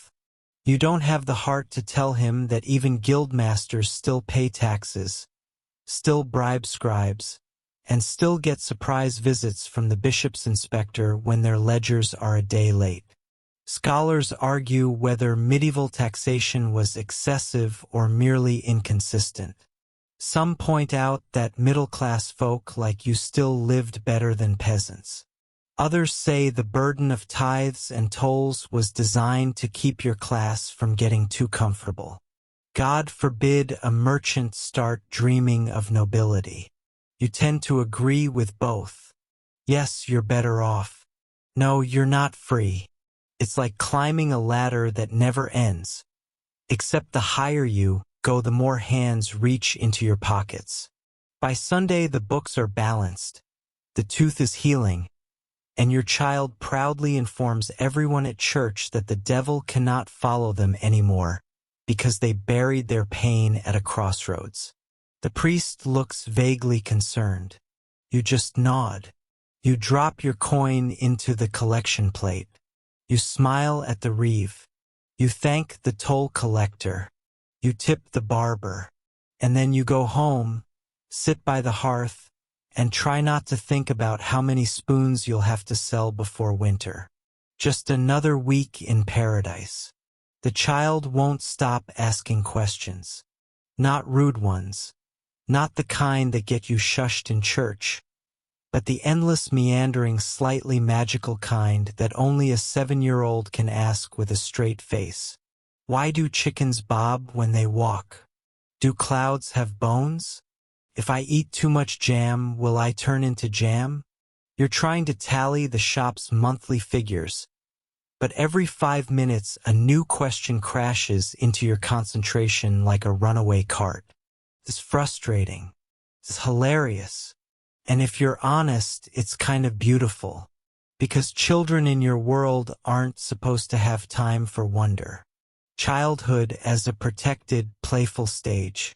The moment a child can walk and carry something, they're given jobs. Sweep the floor, fetch water, watch the chickens, scrub the chamber pot. Childhood is short, practical, and deeply undervalued by the world around it. And yet, somehow, this little voice keeps showing up next to your workbench asking if you think ghosts can wear shoes. You didn't think you'd be sentimental about parenting. When you first was born, you mostly remember being tired and terrified. Tired from the sleepless nights. Terrified you'd drop the baby or feed it something wrong or accidentally raise a thief. But now you know the rhythms. You've been through fevers, nightmares, tantrums, sudden silences that always precede something broken. And more than that, you've learned how to enjoy it. Your middle child has taken up wood carving. Badly. Every other day you find a pile of shavings and something that looks like a very abstract horse. You praise them anyway. They glow. Then immediately ask if they can carve the bread knife. You say no. Firmly. Twice. Your eldest, nearing adulthood, is already apprenticing at a neighboring shop. They return each day with new facts about accounts, new ways to polish leather, and very strong opinions about how you run your business. That's not how Mistress Jana does it, they say, eyebrows raised. You nod and say, well, when Mistress Jana pays your dowry, you can do it her way. They roll their eyes. You grin. Parenthood in your world is messy, exhausting, and so constant, it's hard to see it clearly. Until one day you look down and realize the baby who couldn't keep porridge out of their hair is now helping you calculate profits and arguing about trade routes. There's no manual. There are no parenting scrolls passed down from wise scholars. You rely on instincts, your spouse's sharper instincts, and the occasional advice from neighbors, most of which boils down to keep them fed and away from the well. You worry, though, about everything. About the world they're growing into, about the price of barley, about the rumors of plague in the south, about whether they'll be able to read, write, trade, marry well, live long, whether they'll ever know anything beyond this town, whether that's even a bad thing. Quirky fact. In your town, there's a belief that if a child sneezes 3 times in a row, they've seen an angel. Your youngest sneezed 4 times last week, then said the angel had a hat shaped like a duck. You made a note to limit the honey cakes before bedtime. Your wife, ever practical, teaches them useful things. How to knead bread without ruining it. How to spot good fabric from bad by touch alone. How to spot a liar by watching their feet. People's mouths lie, she says, but their toes panic. You believe her. You, meanwhile, teach them numbers, letters, and how to avoid being swindled by a spice trader who insists his pepper is blessed. Some people in town say children should be seen and not heard. That curiosity is dangerous. That discipline is everything. You try to nod politely when they say things like that. Then go home and listen to your youngest reenact the goose fight from the market using 2 potatoes and a scrap of ribbon. Because in a world where danger is real and the future is never guaranteed, their imagination is a kind of rebellion. A soft, chaotic rebellion that turns chamber pots into ships and market stalls into castles. A reminder that there's still room for stories, for dreaming, for making loud farting noises at dinner and pretending it was the dog. Scholars tend to skip over the inner lives of children in the medieval middle class. Records are scarce. Voices are missing. But in the margins of old manuscripts there are doodles, tiny knights fighting snails, cats with swords, rude faces with exaggerated noses. You wonder if, centuries from now, someone will find one of your child's horse abominations and try to guess what it meant. Probably nothing. Probably everything. You tell them stories at night, sometimes made-up ones, sometimes borrowed from the saints, sometimes just dramatic retellings of the time the cat got stuck in the chimney. They listen like it's scripture. Then they ask questions. What happened after? Did the cat ever go to sea? Could I be a knight if I practiced enough and got taller? You never say no outright. That's the secret. You offer maybe. You offer if you work hard. You offer a tiny window to the possible, even if you know most children don't grow up to fight dragons or become saints. Because hope, even in this world, especially in this world, is necessary. And when they fall asleep, mouth open, arms flung wide like they've just wrestled the stars, you feel something heavy and soft settle into your chest. Love, yes, but also fear, the sharp kind, because now there's more at stake. You're not just running a business. You're shaping people. Small, sponge-brained, wildly chaotic people who will grow up and carry bits of you with them. The good bits, and probably the weird bits, too. You look at them, curled under their rough wool blanket, and you think, let the tolls come. Let the roof leak. Let the price of vinegar rise again. You'll handle it, because this noisy, joyful, sticky, ridiculous life you've built, it's worth protecting. The sky has been threatening to snow all day, and now, just as you step outside to check the firewood, it finally gives in. Quiet, slow flakes drifting down like crumbs from some celestial table. The air smells sharp, almost metallic, and the ground crunches underfoot with last night's frost. You pull your cloak tighter around your shoulders and mutter to yourself that you should have patched that loose seam 3 weeks ago. You didn't, and now your neck is cold. Naturally. Winter in your town doesn't arrive with drama. It creeps in gradually, soaking into the corners of windows, stiffening boots, slowing everything down to a crawl. Days shrink, nights stretch like long, dark yawns, and the hearth becomes the center of your world. Business slows, too. No one wants to haggle over cloth when their fingers are frozen stiff. And the deliveries? Forget it. Wagons get stuck in the mud, carts lose wheels, and messengers go mysteriously missing, only to return a week later looking deeply traumatized and mumbling about wolves. You prepare as best you can. The salted meat is hung in the pantry, the apples are stored in straw-filled crates, and your wife has quietly declared that no one is touching the spice chest unless it's Christmas, or the Lord himself shows up for supper. You don't argue. She once tackled a man over cinnamon. You've seen things.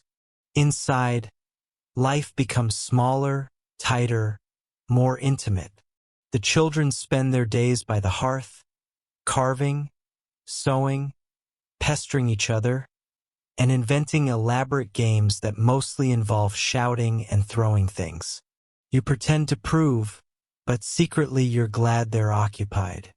Their laughter helps drown out the creaking of the house settling into its winter bones. Your apprentice is miserable, of course. He still has to fetch water, clear snow from the doorway, and run errands across town, none of which are improved by the weather. He complains loudly and frequently, which earns him a raised eyebrow from your wife and a lecture about how she used to carry buckets through blizzards uphill both ways, with a goat under one arm and a baby under the other. He doesn't believe her. You don't argue. She probably did. Winter brings out a strange kind of honesty in people. The cold strips away pretense. You find yourself having longer conversations with neighbors you usually only nod at. A shared mug of ale by the fire becomes a deep discussion about God, fate, or why geese are inherently evil. People open up. They confess things in the quiet fire-lit hush. Small secrets, buried regrets, ridiculous hopes for spring. It's oddly comforting. Your shop still opens most days, though not for long. You sell what you can. Wool sells well. Everyone wants warmth. You bundle smaller cuts into hearth packs, which your wife insists on naming things like Snow Day Blues and Saint Knit Surprise. You think the names are ridiculous. They sell out by noon. She wins. Quirky fact. In your town, there's a superstition that if you sleep with a rosemary sprig under your pillow on the winter solstice, you'll dream of your future self. You try it. You dream of ducks. No further insight is gained. Winter is also when repairs finally happen. The slow, dull work you never have time for in busier seasons. You replaster a wall. You mend a chair that's been wobbling since last Easter. You finally fix that loose roof tile with a quiet sense of triumph and promptly fall off the ladder. Your wife laughs. You bruise your dignity. But it's not all cozy hearths and domestic drama. Winter has its dangers. Illness creeps through town like smoke. Someone's child dies of fever. The blacksmith's apprentice loses 2 fingers to frostbite. A poor family is found huddled in an abandoned stall, barely alive. You help where you can. Everyone does. The wealthier families donate fuel, food, cloaks. You spare a bag of dried apples and a half-used bolt of wool. It's not charity. It's survival insurance. In a town like this, no one truly survives alone. The church holds extra services, mostly to keep people hopeful or at least distracted. The priest gives impassioned sermons about light in darkness, renewal in hardship, and how the snow reflects God's mercy. You're not sure about the theology, but the warm church is nice and the songs are pretty. One evening, deep into December, you host a feast. Not a grand affair, just stew, bread, root vegetables roasted in butter, and a few sticky pears preserved from autumn. You invite the neighbors. You play music. Your youngest performs a dramatic monologue as a tree. No one knows why. Everyone claps. Your wife produces her secret stash of ginger. People weep openly. And then comes Christmas. It's not the glitzy, gift-heavy celebration people know today. It's simpler. Religious, yes, but also deeply personal. A celebration of surviving another year, of making it through hardship, of still being here, together. You attend Mass at midnight, wrapped in every layer you own. You sing until your throat hurts. You return home under a sky so clear it feels holy. The stars don't twinkle, they burn. On Christmas morning, the children wake early and race down to the hearth where their gifts await. A carved toy horse, a new scarf, a sack of sugared almonds. Their delight is immediate, loud, and messy. You sip your ale, bleary-eyed, and wonder how your father ever handled all this. You understand now why he always looked exhausted by the second bowl of porridge. But winter isn't all stillness. It forces you to think about the year that's ending, about what you've done, what you haven't, about what you'd change if spring came early and handed you a fresh start. You look around your warm home, at the flickering fire, the laughter, the crumbs on the table, and feel both proud and uneasy. Proud because you built this. Uneasy because you know how fragile it is. One fire, one sickness, one cruel winter too many. You don't dwell on that thought for long. You pour yourself another drink, throw another log on the fire, and lean back into the warmth of the room. Outside, the snow falls steadily. Inside, there's bread, music, and the stubborn, sweet joy of being alive when so many things are not. You survived another winter, and that, in your world, is worth celebrating. The road out of town looks different when you're not running errands or chasing down missing wax deliveries. Today, you're walking it for no one but yourself. It's early spring, the kind where the ground is still hard, but the air carries hints of warmth and wet soil, and that unnameable smell that makes you think maybe, just maybe, you've made it. A few green shoots poke up from the roadside ditches, reckless and hopeful. Somewhere behind you, your shop is opening without you. Your eldest is handling the ledgers. Your apprentice is, hopefully, not lighting anything on fire. You left instructions. You left warning looks. You left because today is for you. You don't know what you're looking for. Not really. You just know it's not inside the shop, not at the market, not in the folded pages of your ledger. It's out here, somewhere between the hills and the hedges, in the places where no one expects to find anything valuable. You pass a field where someone sets scarecrows that are far too lifelike. One has a hat. One has eyebrows. You nod at them out of habit. The second one seems to nod back. That's fine. You're not questioning anything today. The sun peeks out for a moment, casting long shadows that make the road feel longer, wider, older. You stop by a broken wall, maybe once a barn, maybe something older, and sit. It's not dramatic. You just sit and listen. There are birds, the distant clink of a cow's bell, wind that tugs at your cloak like a child asking for attention. And for a brief, blessed moment, there's nothing you have to do. No customer to flatter, no child to feed, no guild tax to calculate. Just you, the stone beneath you, and the sky above you doing its best impression of kindness.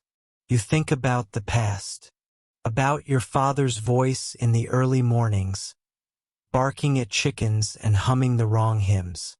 About your mother bent over the fire, her hands always busy, always dry. About your wife standing in the doorway years ago with that look that said, "If you marry me, your life will never be tidy again." You think of your children, their ridiculous songs, their endless questions, the way they keep growing like weeds you forgot to pull. You think of your apprentices, their clumsy hands, their sincere mistakes. You think, I've done things, real things, not grand, but real. You didn't change the kingdom. You didn't get rich. You didn't marry into nobility or become a knight or invent a better way to carry flour uphill. But you kept people warm. You fed mouths. You measured cloth for wedding dresses, burial shrouds, cradle blankets. You made a living. You made a life. There's a strange power in that. Quirky fact. There's a traveling preacher who once declared that every honest shopkeeper would get a private corner of heaven, complete with warm bread and tax-free wine. People laughed. You didn't. You think that sounds just about right. You start walking again. The next village is only a mile away, and they've got a spring fair setting up, colorful cloth, meat pies that may or may not contain pigeon, and a juggler who's clearly doing this as a backup career. You wander through it all not as a merchant, but as a man. No haggling, no sales, just watching. You see a girl try to steal an apple and get caught. The vendor just winks and gives her two. You see a young couple awkwardly holding hands, bumping into everything. You see a woman selling wool who reminds you so much of your mother it stops you cold. You buy a meat pie. It is definitely 30% pigeon. Back home, your wife will be wondering where you are, not worried, just aware. She always knows when you're thinking too loudly. You'll go back soon. Tell her about the fair, the juggler, the nodding scarecrow, the pie. She'll listen. She'll mock you gently. She'll tuck a loose hair behind your ear while pretending not to. On the way back, you take a longer route, past the fields, past the river, past the mill with the ever-leaning door. You pass a boy fishing with a stick and a piece of string, and you remember a version of yourself who once did the same, convinced he could catch something bigger than the world if he just waited long enough. You pass a small chapel built out of stones too round for building but used anyway. There's a bench out front. You sit. You stay until the sun starts to dip. You don't have a great revelation. No angel descends. No stranger gives you a coin with secret meaning.